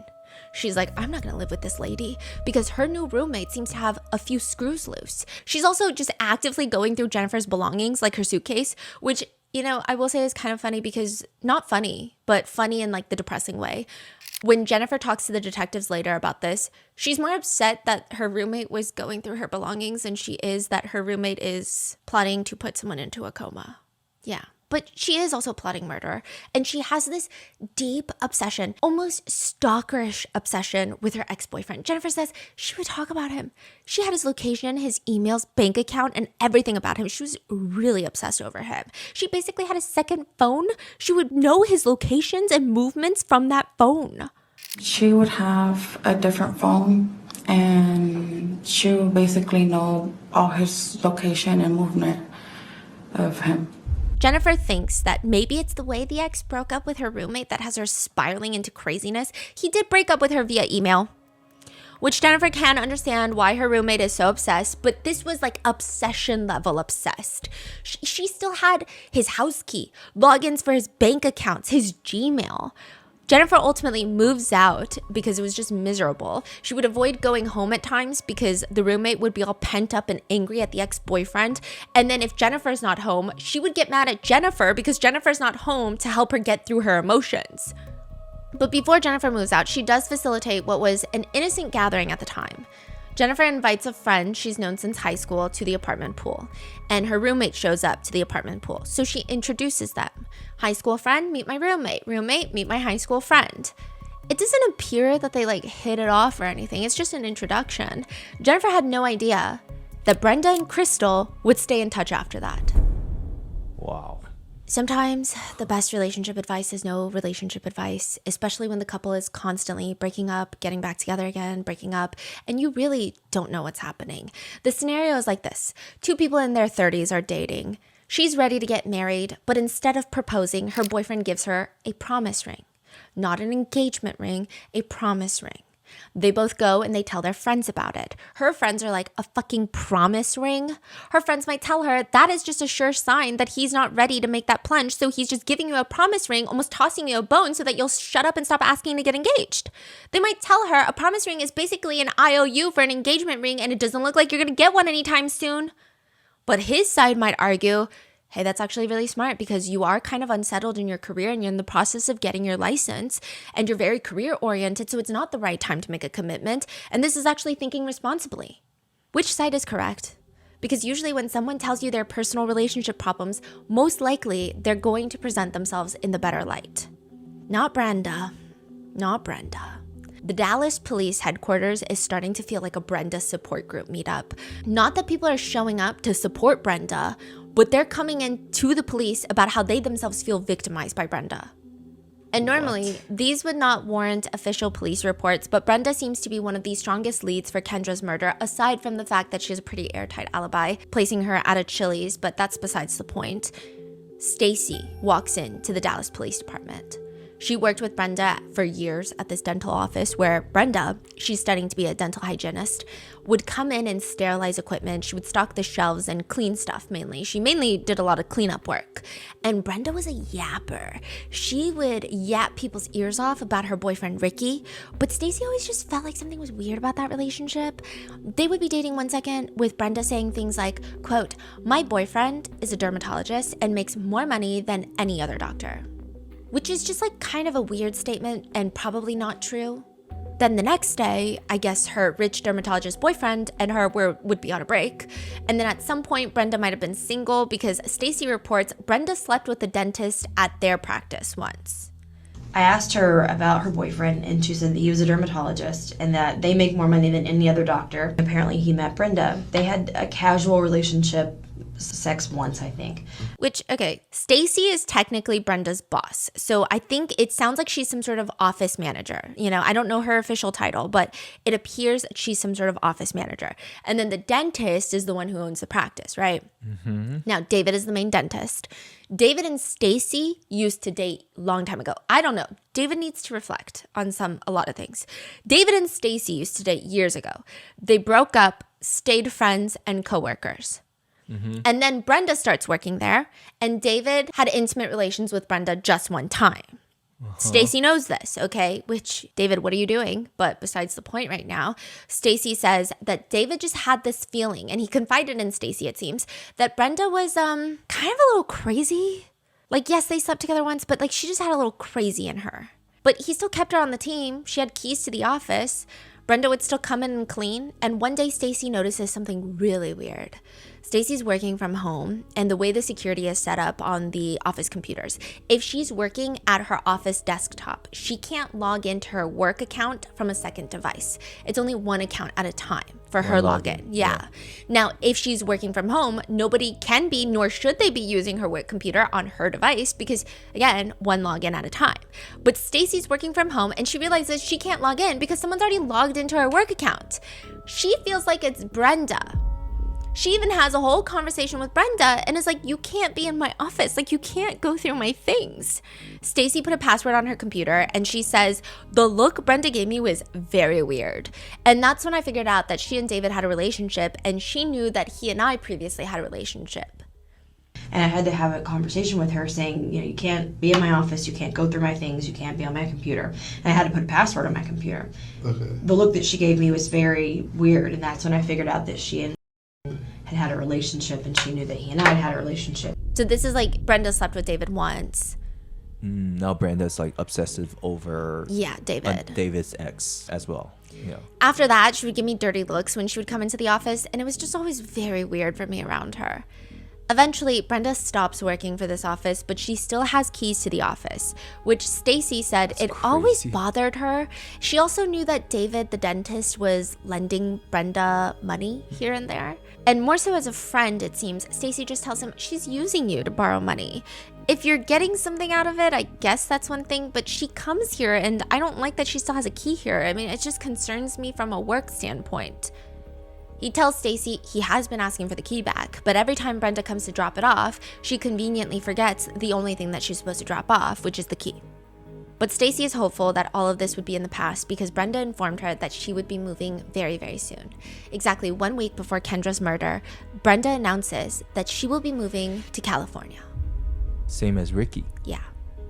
Stacy tells the investigators that she feels like she has a good understanding of personalities like Brenda because Stacy used to have a stalker and that stalker ended up taking his life. Stacy could just feel something was off with Brenda.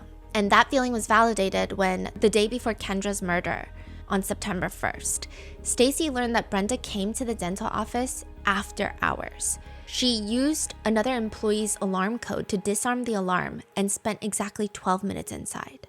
Brenda sends a heated message to the only person she wants to talk to right now. The message reads, quote, "Ricky cheated on me. I miss Ricky. I love Ricky. I miss you.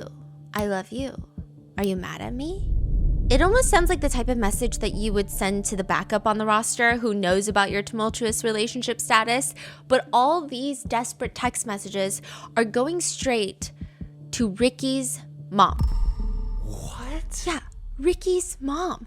For a year straight, Ricky's mom would field calls from Brenda on the regular, where Brenda would just call her to cry uncontrollably that Ricky was cheating on her. So she was so devastated that she had to get Ricky back because she could not survive this, which didn't even sound like Ricky to Ricky's mom. Ricky's mom had never known him to be a cheater in a relationship, but Brenda would cry. Why is he acting like we're not together anymore? Quote, why is he on Match.com when he has me? Several of my girlfriends saw him on Match.com pretending to be single. He's cheating. How many young females are in residency with him? Do you know? Ricky's mom didn't even know during the initial call that Ricky and Brenda had already broken up. The whole year that she didn't know? Yeah. What? Ricky was not cheating, he was just moving on after the breakup. But every time Brenda would call Ricky's mom, Brenda made it sound like they were still together and he was cheating on her, which is already alarming. But it's even scarier because Brenda would constantly tell Ricky's mom that if Ricky doesn't come back to her, she will have nothing and she will not live a life without Ricky. She would rather self-exit. Then she would ask, does he call other girls when I'm not around? What can I do to make him want to be with me forever? Look, Ricky's mom has no reason to be an unpaid therapist for Brenda, but she did it because she felt compassion. And then Brenda would go and say something very creepy like, please pray every day that Ricky will commit himself wholly to me. Please pray for us. Please pray for us to be okay. Ricky's mom says, quote, thus began the theme of begging me to pray for them for over a year. And Ricky's mom does pray. She's so sweet. She does in fact pray for Brenda. She prays that Brenda find a kind, loving partner in her life, though it probably most likely will not be Ricky. Ricky's mom lightly suggests if it's that bad, maybe you guys could try couples counseling, or perhaps you should try individual counseling. Yeah, no. Brenda is not even remotely interested. She says that he's contacting girls to go on dates, so only prayer can fix this, not counseling. Which, just to clarify, I don't think Ricky's mom knew the extent of their relationship while it was happening, but I don't think that she thought they were ever meant for each other. Ricky's mom later tells the investigators, from the very first date that Brenda had with Ricky, she found a way to insert herself into his life even though he didn't really ask for it. Ricky would tell her he has his own way of doing things. He likes his routine. She bulldozed in and just started cooking, doing dishes, doing his laundry, cleaning his house for him. He never asked her to do any of it. That led to her leaving a toothbrush, then clothes, and eventually she stops being slick about it and just brings her entire dresser, like the furniture, into the apartment. If Ricky's mom was occupied and couldn't respond to a text or call, Brenda would freak out. Did Ricky tell you not to talk to me? Are you mad at me? Some of Brenda's text messages to Ricky's mom read, have you talked to Ricky? Does he say anything about me? Have you talked to his sister? Tell her to tell Ricky that he should get back together with me. Does Ricky's dad know that we broke up? Maybe he can talk some sense into Ricky. I miss Ricky. I love Ricky. And I miss you. And I love you. Are you mad at me? I can't stop crying. I'm devastated. I can't live without Ricky. Ricky is my whole life. I'm broken. I can't sleep. I'm depressed. I have panic attacks. I can't stand to think about Ricky with other girls. I can't concentrate on studying because all I do is think about wanting Ricky and I cry. Brenda calls Ricky's mom and wishes her a happy Mother's Day, but also reminds Ricky's mom to tell Ricky that she did that. But one of the strangest moments Ricky's mom remembers is Brenda crying to her on the phone saying, quote, I love him so much and he doesn't even care about me. In 1 month alone, Brenda texted Ricky's mom 114 times. That's not including the phone calls. Weirdly, Brenda even informs Ricky's mom that she lied to Ricky that she was seeing other people, but that's not true because she only wants him. She shares the story of how when she was leaving Ricky's after they broke up, 2 men had attacked her. She was at a stop sign and these 2 scary men tried to get in the car with her. She pedaled to the metal and barely escaped whatever they had planned for her. She told Ricky about it, and he was very concerned and worried about her even after the breakup. So while she's crying and telling this to Ricky's mom, she suddenly stops and in a very agitated, Faust, and loud tone of voice, she tells Ricky's mom is Patricia, by the way. She tells Patricia, "Mama Pat, I just can't believe it. Ricky broke up with me again. He says it's for good now. He's such a liar. He just got back together with me, but he knew that he was just going to use me and throw me away. He used me until someone better came along, and now I'm broken all over again and I'm hurt. He already got a new girlfriend. How could he do this to me? I am so broken, but now I'm showing him. He will be the one that's hurting. I can tell every person I see in school and clinic that Ricky did me dirty. I tell everyone I talk to how bad he treated me, how he tricked me by saying that we were together again, but then he just threw me away and I'm so devastated." Ricky's mom asked Brenda, "So are you saying that you say this to all your classmates and coworkers, the people that you work with?" "Yes, everyone in the clinic. I even tell my patients, every single one of them." "You tell your patients that Ricky did you dirty?" Brenda is getting more and more agitated, not even realizing how crazy this all sounds. She just screams at Patricia, "Yes, I tell my patients, I tell everyone I see. I want to ruin his reputation. Everyone thinks he's so good, but I want them to know how bad he treated me. Don't you agree, Mama Pat? Don't you? He did me so dirty, so now he's gonna suffer like I am." Patricia responds, "Brenda, that's my son you're talking about. It's unprofessional to tell anyone, especially your patients, anything about Ricky. That is wrong. You need to think about that and stop doing that. I don't want to hear from you unless you stop talking about Ricky to other people that way." With that, their phone call ends, but their communications wouldn't because Brenda will just keep coming back to tell Ricky's mom that she texted Ricky hi and he responded, which made her heart melt. So Patricia is seeing how crazy Brenda is. Does Ricky know this side of Brenda, or is it just the mom? Just Ricky's mom. Okay. Ricky's mom thought that she could try to calm Brenda down. She thought that she could try to help Brenda in the process of getting over the relationship because in between these phone calls, she would try to encourage her to go out and meet new people. So she thought Brenda just crashing out from a breakup. Got it. And so at one point, Brenda sends Ricky mom just a string of crying emojis and sad face emojis. And in response, Patricia sends her the lyrics to the song "I Will Survive" and told Brenda that she will indeed survive. And it's just, she says, "I thought that I would be able to get her to leave him alone and help her get her to a point that she could move on with her life."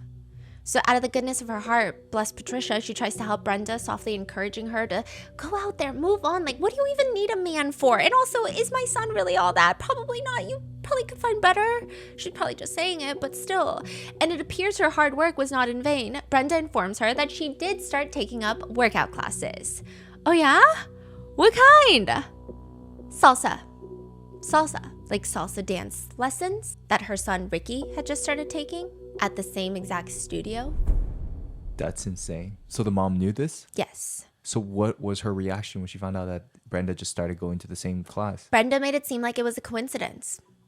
And Patricia believed that? No, but Ricky also thought it was a coincidence. It was very hard to say anything otherwise, Huh. Then one day, Brenda tells Ricky's mom that she's getting married to Ricky. But don't tell anyone, not even Ricky. But Brenda is so happy that Patricia is going to be her mother-in-law soon. What do you mean? She just tells Brenda's mom, "I'm marrying your son"? Yeah, but don't tell him I told you. And Patricia just thinks she's crazy talking? Yeah. August 25th was the last time Ricky's mom ever heard from Brenda, just 8 days before Kendra is killed. But what does any of this have to do with cartels?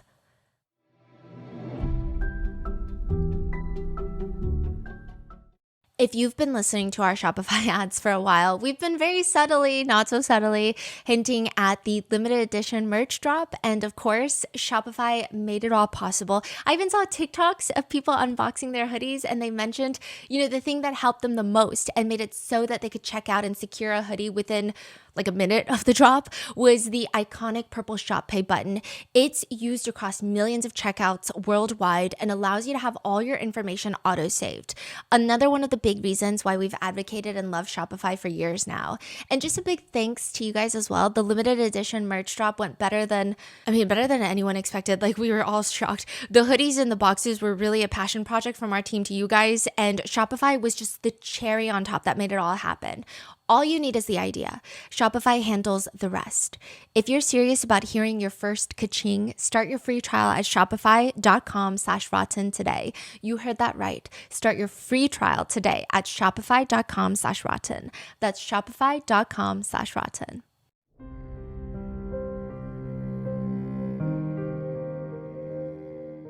Please hold. Your wait time is 1 billion minutes. Spending your whole day trying to get help is the worst. But Southern New Hampshire University, they'll treat you better. Their online students get unreal support from real people who can help with your application, check your papers for errors, and answer literally any questions you have along the way. It's like SNHU actually wants you to succeed. Crazy, right? SNHU truly is chef's kiss.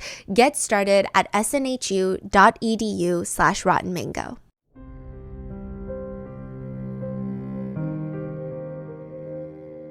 Detective Barnes starts extracting a confession of sorts from Crystal, but it takes multiple hours over the course of multiple days, and even then it's very hard to believe a single thing that comes out of this girl's mouth without hard evidence backing it up. So first it's that I was kidnapped just to be a getaway driver. Then, okay, fine, I was kidnapped at the stop sign, and all of that centers around her kidnapper, who she somehow managed to learn his name in this short little ride that she had with him. His name is Lamar. How does she know his name? I don't know. Maybe they were doing some icebreakers in the car mid-kidnapping. Eventually, Detective Barnes manages to break down this little Jenga tower of lies until she admits, okay, fine, I was hired. I was hired for the job. So was Lamar. We were hired by Brenda. The plan was we weren't going to kill Kendra. We were just going to rob Kendra. Brenda reassured Crystal that all she had to do was drive into the parking lot and Lamar was going to take Kendra's purse, but he ended up killing her. I thought she'd say that they were trying to kill Ricky to begin with. Yeah, but then Was they that changed it to just robbing Kendra. Oh, so Ricky was one of the stories. Now the new version is robbing Brenda. Yeah. Okay. Now, Crystal mentions a detail the detectives pick up on, and apparently whenever Brenda would talk about Ricky, she would only refer to him as X. Crystal says Brenda hired her saying, yeah, X has a girlfriend. I'll pay you $500 to take the girlfriend's purse. Her name is Kendra. Crystal hesitated and she tells Detective Barnes, I was like, well, I don't want to do that because I have a kid. Brenda was like, fine, we'll pay a guy to come and take her purse and you just drive. I said, okay. And then I was like, well, I don't want to do that because I have a kid. She's like, well, we'll pay a guy to come in and take her purse and then we'll go from there.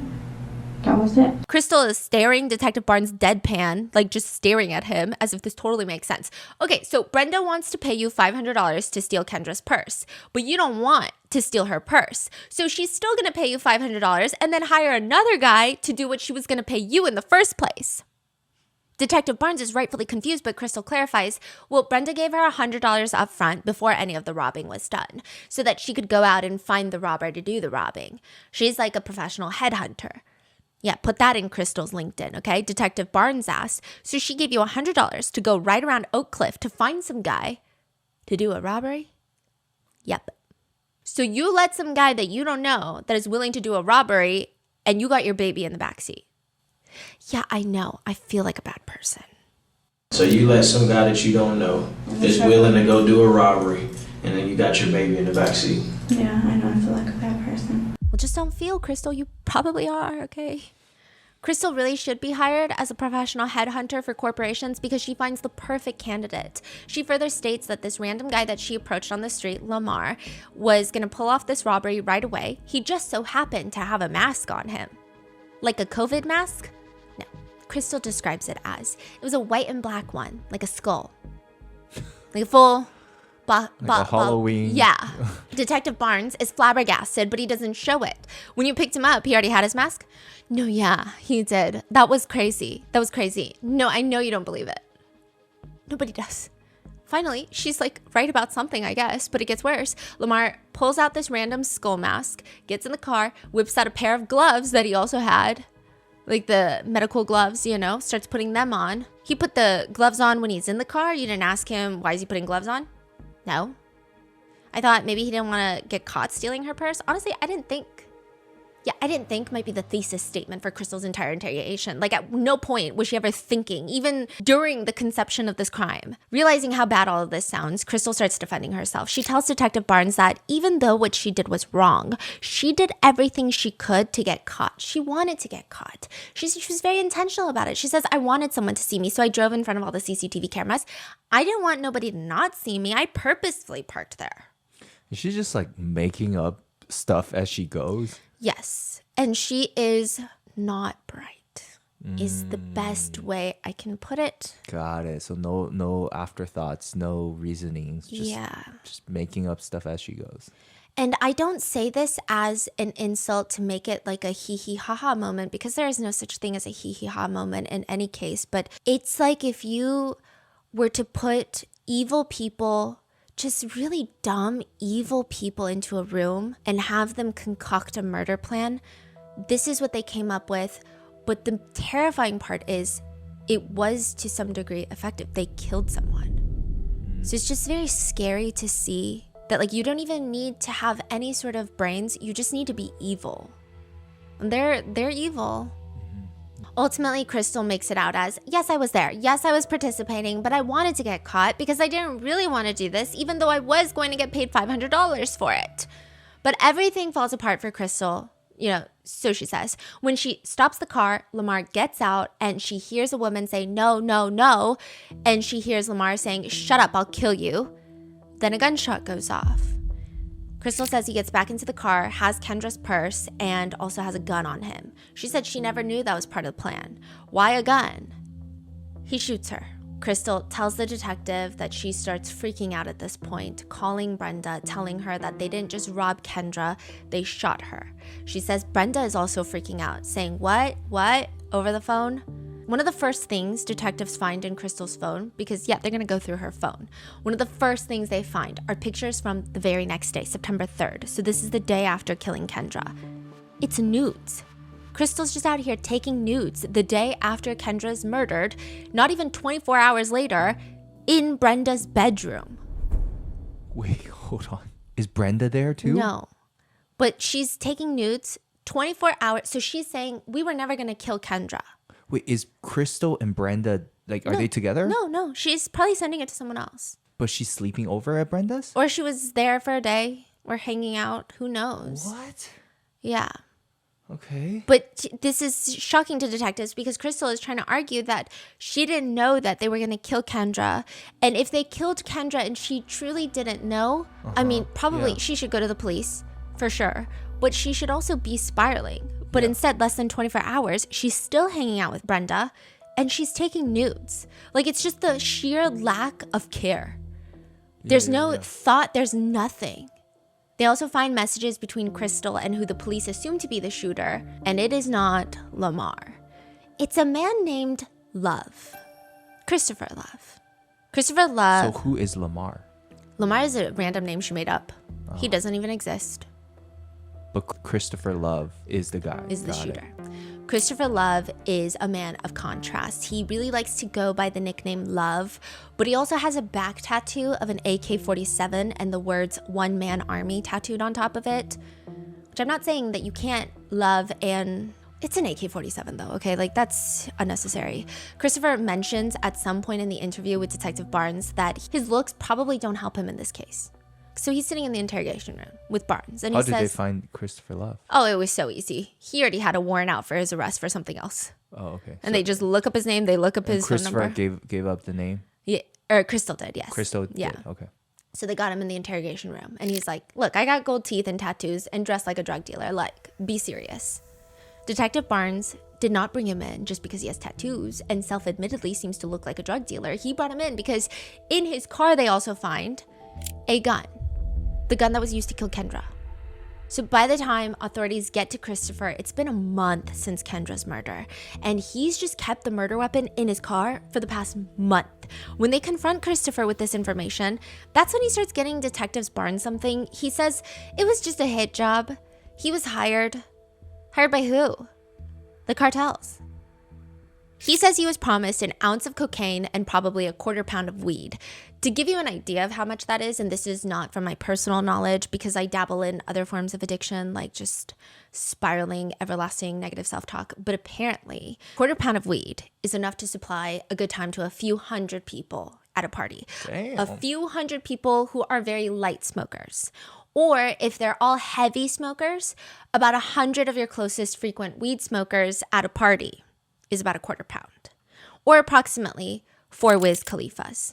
So either close to 1,000 people, 100 people, or 4 Wiz Khalifas. And if you really want to get technical with it, okay, Wiz Khalifa said on Jimmy Kimmel that he smokes about 30 joints a day, which is about an ounce of weed. So 4 ounces, which is a quarter pound, is enough to last him 4 days. So yes, 4 Wiz Khalifas. Damn. Okay. I can't tell if this is a lot or this is not a lot. I can't tell you either. Okay. Yeah. Okay. And on top of his 5 ounces of drugs, which reportedly has a value for the 1 ounce of cocaine, it's about $1,100, about $800 for the quarter pound of weed, and a bit of cash to seal the deal, reportedly around $3,000. So for a little less than $5,000, Christopher Love was going to kill Kendra, but he's not short-sighted. He said, I'm not doing this for $5,000. He's doing this for the cartels. He was approached by like a big boss in the cartel business. By all descriptions, she fits Brenda. And the translator was Crystal. And they were telling him that if he pulls off this hit job, they're going to get him a lifetime supply of weed from the cartels in Mexico. He is about to become the biggest dealer north of the border. Which cartel? We don't even know. He wasn't even given a name. I don't know if he even asked. He was approached by Brenda and Crystal. Yes, and they put up this whole thing where Brenda only knew how to speak Spanish because she's a cartel lady. Oh. And Crystal is translating, and Christopher Love is like, you know what? I'm going to work for the cartel. Which cartel? We don't know. That seems like a good question. I mean, the cartels are at war with each other in Mexico, and we're just not even going to care which one it is. That's like saying, I've been hired by the mafia. Which one? Who? But he knew this was a good deal, so he took it. Crystal can barely string together a coherent story in her police interview, but we're supposed to believe that she's somehow involved in this massive cartel that operates across borders, dominating North America. Detective Barnes does not say that outright. What he says, it's much more intense. He tells Christopher, there is no cartel tied in this. There is no cartel. If this young lady was tied to a cartel, she wouldn't have to come get a shooter from the hood. What? No lifetime supply of weed, no cartel, no drug lord empire. All Christopher Love is gonna get is a lifetime supply of being behind bars. When you win the lottery, depending on the state you're in, there may be open record laws that basically give the public access to your information, your name, your city, so on. There have been so many cases, some of that we've covered before, where this ends very badly. One way to get around this, though, and to guarantee almost full anonymity when cashing in on a reward, is the FBI 10 Most Wanted Fugitives list. Before you start scrolling on FBI.gov in hopes of making a quick buck, I will say anonymity is not fully guaranteed.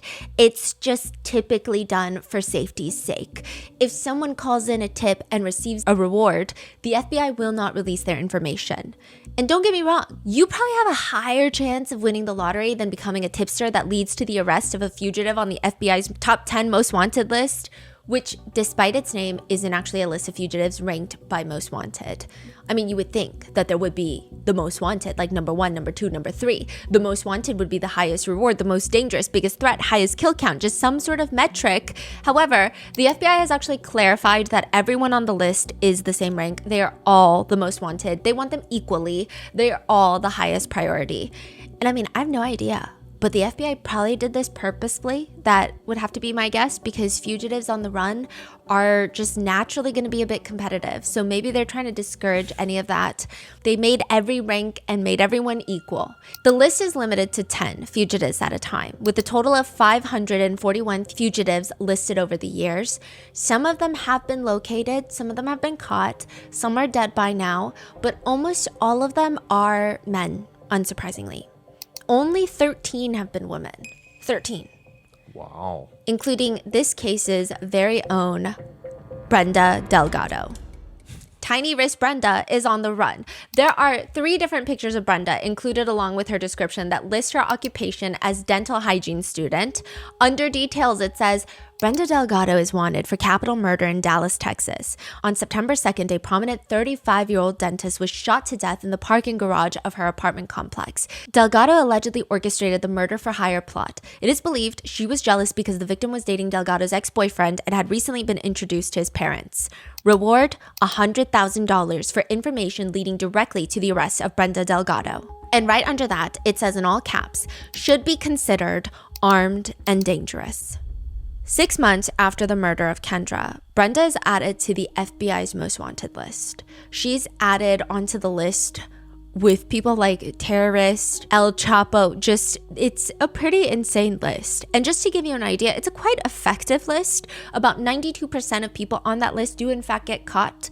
It's just a matter of when. Some of them have been caught within 72 hours of making the list. Others have made it 32 years before they're caught. Damn. Brenda, Eager Beaver, gets caught within 2 days of being on the list. 2 days. She was captured by Mexican federal agents in Mexico. She's plucked out of her hiding spot in this tiny town. It had about 750,000 people. And I have no idea if anyone received the tip money. There were rumors that her family had known that she was there and they were sending her money, but I don't know if a family member had turned her in or a family friend or someone who knew. Her capture is fast, but it gets very complicated. Brenda is a dual citizen. She's wanted for a capital murder arrest warrant in Texas. Mexico has some negotiating to do. Mexico is very much against the death penalty. Texas, as you know, is very much pro-death. It's one of the last few states that still regularly issues death sentences. She is only extradited 6 months after heavy negotiations where ultimately the Texas prosecutor concedes and agrees not to seek the death penalty in her case. 6 months later after the murder, she was added to the list. Yes. And then she was caught in 2 days. Yes. And then took another 6 months. To extradite her back to Texas. Oh, wow. Okay. Brenda touches down in Dallas, and Detective Barnes is the first face that greets her. He says, even though I didn't get a chance to interview her again, in my mind, I was like, I told you I was going to get you. She is in Texas custody, but now the state has a burden to prove beyond a reasonable doubt that Brenda orchestrated this murder. And there is a big problem, which is her alibi. Her damn 3 chilies, chili-ritas, and fried pickles. The prosecution now have the burden of convincing a jury. You have to convict Brenda for a murder that she clearly has an alibi for.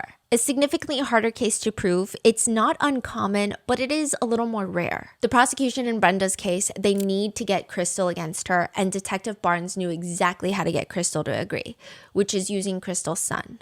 Crystal is basically presented with a choice. Either she goes away for capital murder and gets a life sentence without parole, or she can testify against Christopher and Brenda in exchange for a guilty plea and a sentence of 35 years max and 17 years minimum before the possibility of parole. So to Crystal, it's more of like, would you rather never hug your son again in this lifetime or see him in as little as 17 years and at most 35? It's a choice. And when it comes to her son, it's a pretty easy choice. Crystal agrees to be the prosecution's star witness. And this is the testimony that pretty much seals the deal for Christopher and Brenda's trial. This is a decision that I think Kendra's family, at least to some degree, was okay with. At Crystal's sentencing, Kendra's brother even looks at Crystal and says, "Thank you for actually looking at me in the eye. The other 2 idiots didn't have enough balls to do that." Bonnie, Kendra's mom, says something a bit unexpected. It really breaks my heart for you. It really does. I don't know. I just kind of have this I feel sorry for you thing. I don't know why. And thanks for being truthful. It doesn't feel like forgiveness per se. Kendra's family have made it clear that when Crystal is up for parole, they will be there. And this is not to Crystal's credit, but at least compared to Christopher and Brenda, Crystal does look Kendra's family in the eye, and she did tell the truth of what happened that night, the night that Kendra was killed, which is exactly what? The night before Kendra is killed, September 1st, so the day before, Brenda and Crystal are driving around North Dallas and they find a random car. They steal the temporary license plate off the car. So you know how when you buy a car at the dealership, it has a temporary plate because yours is coming in the mail? Like a paper plate? Yeah, so they steal that off the random car. And the plan is they're going to put that temporary plate over Jose's Jeep license plates to disguise the license.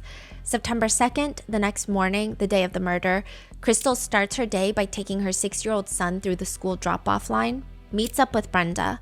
The two of them go pick up Christopher Love, and they all eat breakfast at Jack in the Box.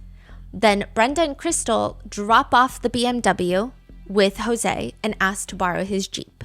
Which, side note, the BMW isn't even theirs. They borrowed it from Brenda's friend, and had the BMW been working, that was going to be the getaway car, not the Jeep. But trying to be quick on her feet, Brenda takes it to Jose, and he lends her his Jeep in return. Crystal then drops Brenda off at a public library where Brenda is supposed to be studying with a classmate for her state dental hygiene certification exam. Crystal goes back, picks up Christopher Love. The two of them park across the street from Smile Zone, and they just sit there watching and waiting for hours. Until, in the middle of this stakeout for a contract killing, it hits 2:30 in the afternoon. She's gotta go pick up her kid. So they just leave. She drops Christopher Love back off at home, then picks up her kid, then drops the kid off at grandma's, and then picks Christopher Love back up. They go back to Smile Zone, and they start stalking Kendra. All the way back to her parking lot, where Christopher gets out and shoots Kendra dead as she steps out of her car. According to Crystal, when he got back in the car, he didn't seem fazed. He just said, quote, "That bitch was being stubborn." They drive to an abandoned house in Pleasant Grove, but there was another car there, so they drive back to Crystal's grandma's place and they start burning some evidence like Christopher's gloves, the temporary plate. They rub the fingerprints off the Jeep and steering wheel.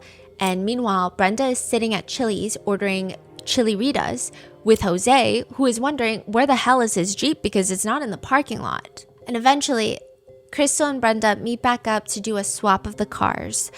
And the second Crystal pulls up, Brenda reaches into the Jeep, grabs Kendra's Coach purse, and slings it over her own shoulder.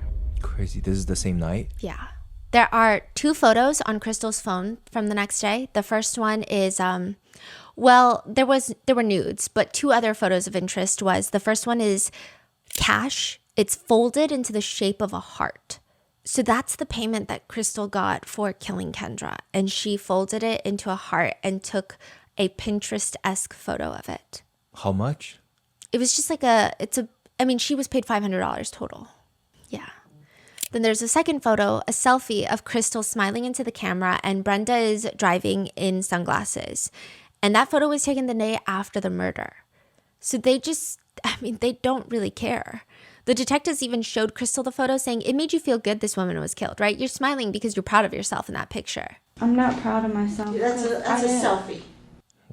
And this was a plot that was in the making for a while. Before Brenda got Crystal and Christopher Love to agree to this, she had allegedly tried to recruit other people into trying to either harm Ricky or to kill Kendra.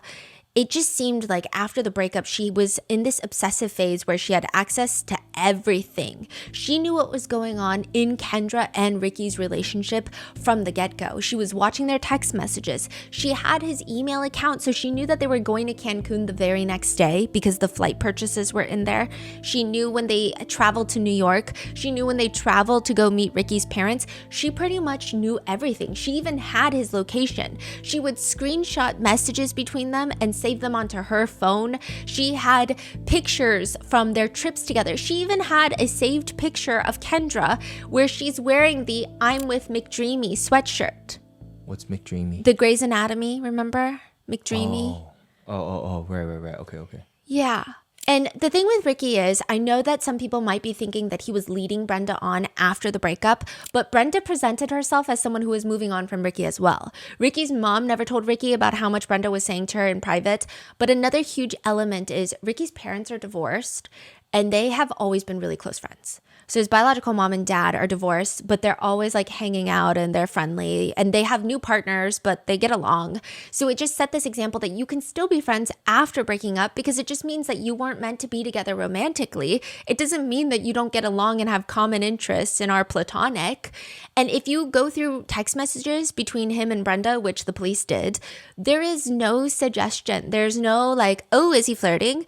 Oh, maybe he wants to get back together. Oh, maybe this could be interpreted this way. He is super professional in all the messages afterwards. He's setting pretty firm boundaries. Even if he does keep running into Brenda more and more frequently, to him, it's all a coincidence. Like her coincidentally taking the same salsa dancing classes that he's taking, even offering to practice with him after class, it's a coincidence. Or their little random run-ins on the running trail, or even at Panera. Ricky doesn't know it, but Brenda is staging every little run-in because she's obsessively tracking him. She, in turn, starts obsessively tracking Kendra. Kendra is the opposite of Brenda. She is not just the new girlfriend, and I really don't like to compare women together, but I do think that this is kind of relevant in this case. She is an upgrade in every sense of the word to Brenda, and it's very clear that upset her. Brenda grew up in a rough neighborhood. Kendra grew up in a very stable small town. She was captain of her cheer team in high school, received multiple honors scholarships, went all the way to dental school, graduated, became a pediatric dentist, even traveled to South America to provide pediatric dental care. She was the one that Ricky wanted to marry, not Brenda. That's what I wanted to ask. Like Brenda is studying to be a dental hygienist, yeah. Is it because of No, coincidentally, she always wanted to be a dental hygienist, but she saw Ricky as the prize. And Ricky and Kendra are, I guess, more aligned in their career goals. Yes, and they have. And I think that really got to Brenda. Even during the interrogation with Detective Barnes, he starts pushing those buttons on Brenda. He confronts her and says, I think you hated the fact that you weren't good enough. You weren't good enough for Ricky. Maybe he didn't like the way you looked. Maybe he didn't want a dental hygienist anymore. Maybe he wanted a dentist. For you to be able to look in the mirror and say, what is it that she has that I don't have? And it hurts. That's crazy. What's Brenda's reaction to that? Just quiet. And he keeps pushing. You're 33? 33. These are the glory years for women. So this guy took up 2 years of your life. 2 years of your best years. But at the end of the day, as soon as he got his license, he moved on. It's very clear that Detective Barnes is trying to get Brenda to crack. It's not that he genuinely believes these things. He's trying to find her sore spot and hit it over and over again until she breaks. But she doesn't. She just shakes her head and asks for her attorney. But once he leaves the room, you just hear her mutter 2 words to herself very quietly. Was this the initial interrogation? Yeah. Where she's flirting. And Brenda is, for lack of a better word, and I really don't like using this word on women because it really is only ever used on women, she is kind of crazy. Jennifer, Brenda's roommate, remember, for 2 weeks, says that at first Ricky was the target, but that eventually changed. And Jennifer says about Brenda, to follow around, hatch her, basically eliminate her. She had so many ways. One was going into her car. Basically, whenever she would get in her car, grab her from the front and just stab her with the needle that I'm describing, to just go and beat her up. People who knew the inside of Ricky and Brenda's relationship said that it was just really weird. Like, Brenda just got weird about Ricky, so ever since the beginning, she didn't have a job because she's studying, and she would work at the dental office here and there cleaning, but it wasn't good pay. She moved in with him pretty instantly, or tried to at least, and then did all the cooking and cleaning and just was, it almost seems like Brenda was trying to find a way for him to become dependent on her, to need her, but in reality, she needed him a lot more than he ever needed her. He didn't even ask her to do these things. He actually honestly seemed to like his own routine rather than Brenda's routine that she would force onto him. And then every time they would break up, because this is just not what Ricky wants, Brenda would go to her friends and rant, he is a dog. No, he's worse than a dog because a dog at least has feelings and he has no feelings. Yeah. She also did become pregnant with Ricky's child at one point, which they both decided to terminate. But to some who knew them said it felt like Brenda held it over Ricky's head. Yeah. Yeah, of course. Yeah, and they said that You know, she's very manipulative. She lies a lot. I mean, she lies like there's no tomorrow. And like, I understand that I think that there can definitely be negative feelings from Brenda to Ricky because maybe she didn't agree to terminate, or she felt pressured into terminating this pregnancy. But it does seem that Ricky tried everything to be right about this relationship. Even at the time that this murder takes place, Brenda is not paying for her own phone bill or her phone. Like, Ricky's still paying for it. Ricky, even after their breakup, he paid her so that she could move out because she didn't have money to get her own place. Right. So it's not like he left her high and dry and then cut it off coldly and was like, oh, well, now you terminate the pregnancy. I don't care. Like, I don't want to be stuck with you. There's a lot of evidence that he kept trying to do right by Brenda. So what is Brenda's whole plan? It seems like in the beginning, once they break up, he is dating other people and she hates it. She hates it. Okay. But it seems that she still believes that if she keeps doing these coincidental run-ins, he's going to fall back in love with her and they're going to get married. She's going to move to California. They're going to fall in love, get married. But once she realizes how in deep he is with Kendra, planning to marry Kendra and seeing Kendra and the way that Kendra is where, yeah. And Kendra was making plans to move out to California with Ricky. So I think she knew there was no chance, no matter how many times she facilitated a stalkerish, coincidental run-in, he wasn't going to leave Kendra for her. By every sense of the meaning, Kendra was way better than Brenda. And a lot of that has to do with Brenda's just straight evil, and Kendra is like the opposite of that. So she plotted this murder for hire, and they didn't plan. What was the She plan thought after? because of the Chili's receipt, she has an airtight alibi, and I'm sure she felt proud of herself because the day that Kendra was killed, Ricky did text her distraught. So maybe she thought that she could be the shoulder that he leans on, and that would bring them together. And that seems to be a thing. Ricky's mom remembers on one occasion, Brenda called her and she's like, hello. Brenda starts telling Ricky's mom about how she just got rear-ended, got into this horrendous car crash where now she has whiplash. It was so bad. She was in the hospital, but she didn't want to call any family or friends because she didn't want a single soul to worry about her. And she's just being strong, but she's so lonely. Ricky's mom is like, I will call your parents. Like, she's like, they're at work. Well, this is an emergency and any employer would understand them leaving. And she's like, no, don't bother. They already have enough problems. It's such a big traumatic life event that Brenda completely forgets about the next day. She never brings up this car crash ever again. She also brings up all her stalkerish tendencies, but she tries to make it seem like a coincidence. There was another time she told Ricky's mom that she walked into a restaurant and happened to see Ricky on a date. And you know what? Quote, the girl was a very dark African American who is not cute at all. Telling the mom? Yeah. So she's a racist stalker. Okay, great. Also, Brenda's mom had her own cleaning business and she was still working with Ricky even after Brenda and Ricky broke up, which Ricky's mom did not like. But nevertheless, one day Brenda gets a text from her mom and it's a picture of Ricky and Kendra, which I get wanting to fill your family members in on these types of things and keeping them in the loop, but I think it definitely fueled more fire in Brenda. Crystal agrees to be the star witness in Brenda and Christopher Love's trial. She pleads guilty, so she doesn't have her own trial. Christopher, unlike Crystal, recants the confession and just pleads not guilty, denying that he was the shooter altogether. But unlike Brenda, Christopher doesn't have an ironclad alibi, and the gun was found in his car by a dog, a canine dog by the name of Titan, who they bring to the stand, actually. The dog doesn't testify, his handler testifies, but the dog is there. My partner's name is Canine Titan, Titan, and he's 7.5 years old. His trial goes first, and honestly, his trial isn't remarkable except for the fact that he's found guilty and gets the death penalty. The jury deliberates for 2 hours. Crystal was the star witness. She pled guilty. Brenda and Christopher were both supposed to get the death penalty because it was a capital warrant, right? But Brenda, because of the negotiations with Mexico and the extradition, death penalty was off the table. But it was not for Christopher. Wow. Is he on death row currently? Or? Yes. Now, at sentencing, Kendra's family members take the stand to deliver their impact statements. Kendra's little brother rips into Christopher and says, You introduced me to new feelings of absolute hatred and disgust, things I never thought I could feel before. Your hate and idiocracy only underscores your ability to possess the true evil that resides within you. You are ashamed of humanity, and you are a destroyer of lives.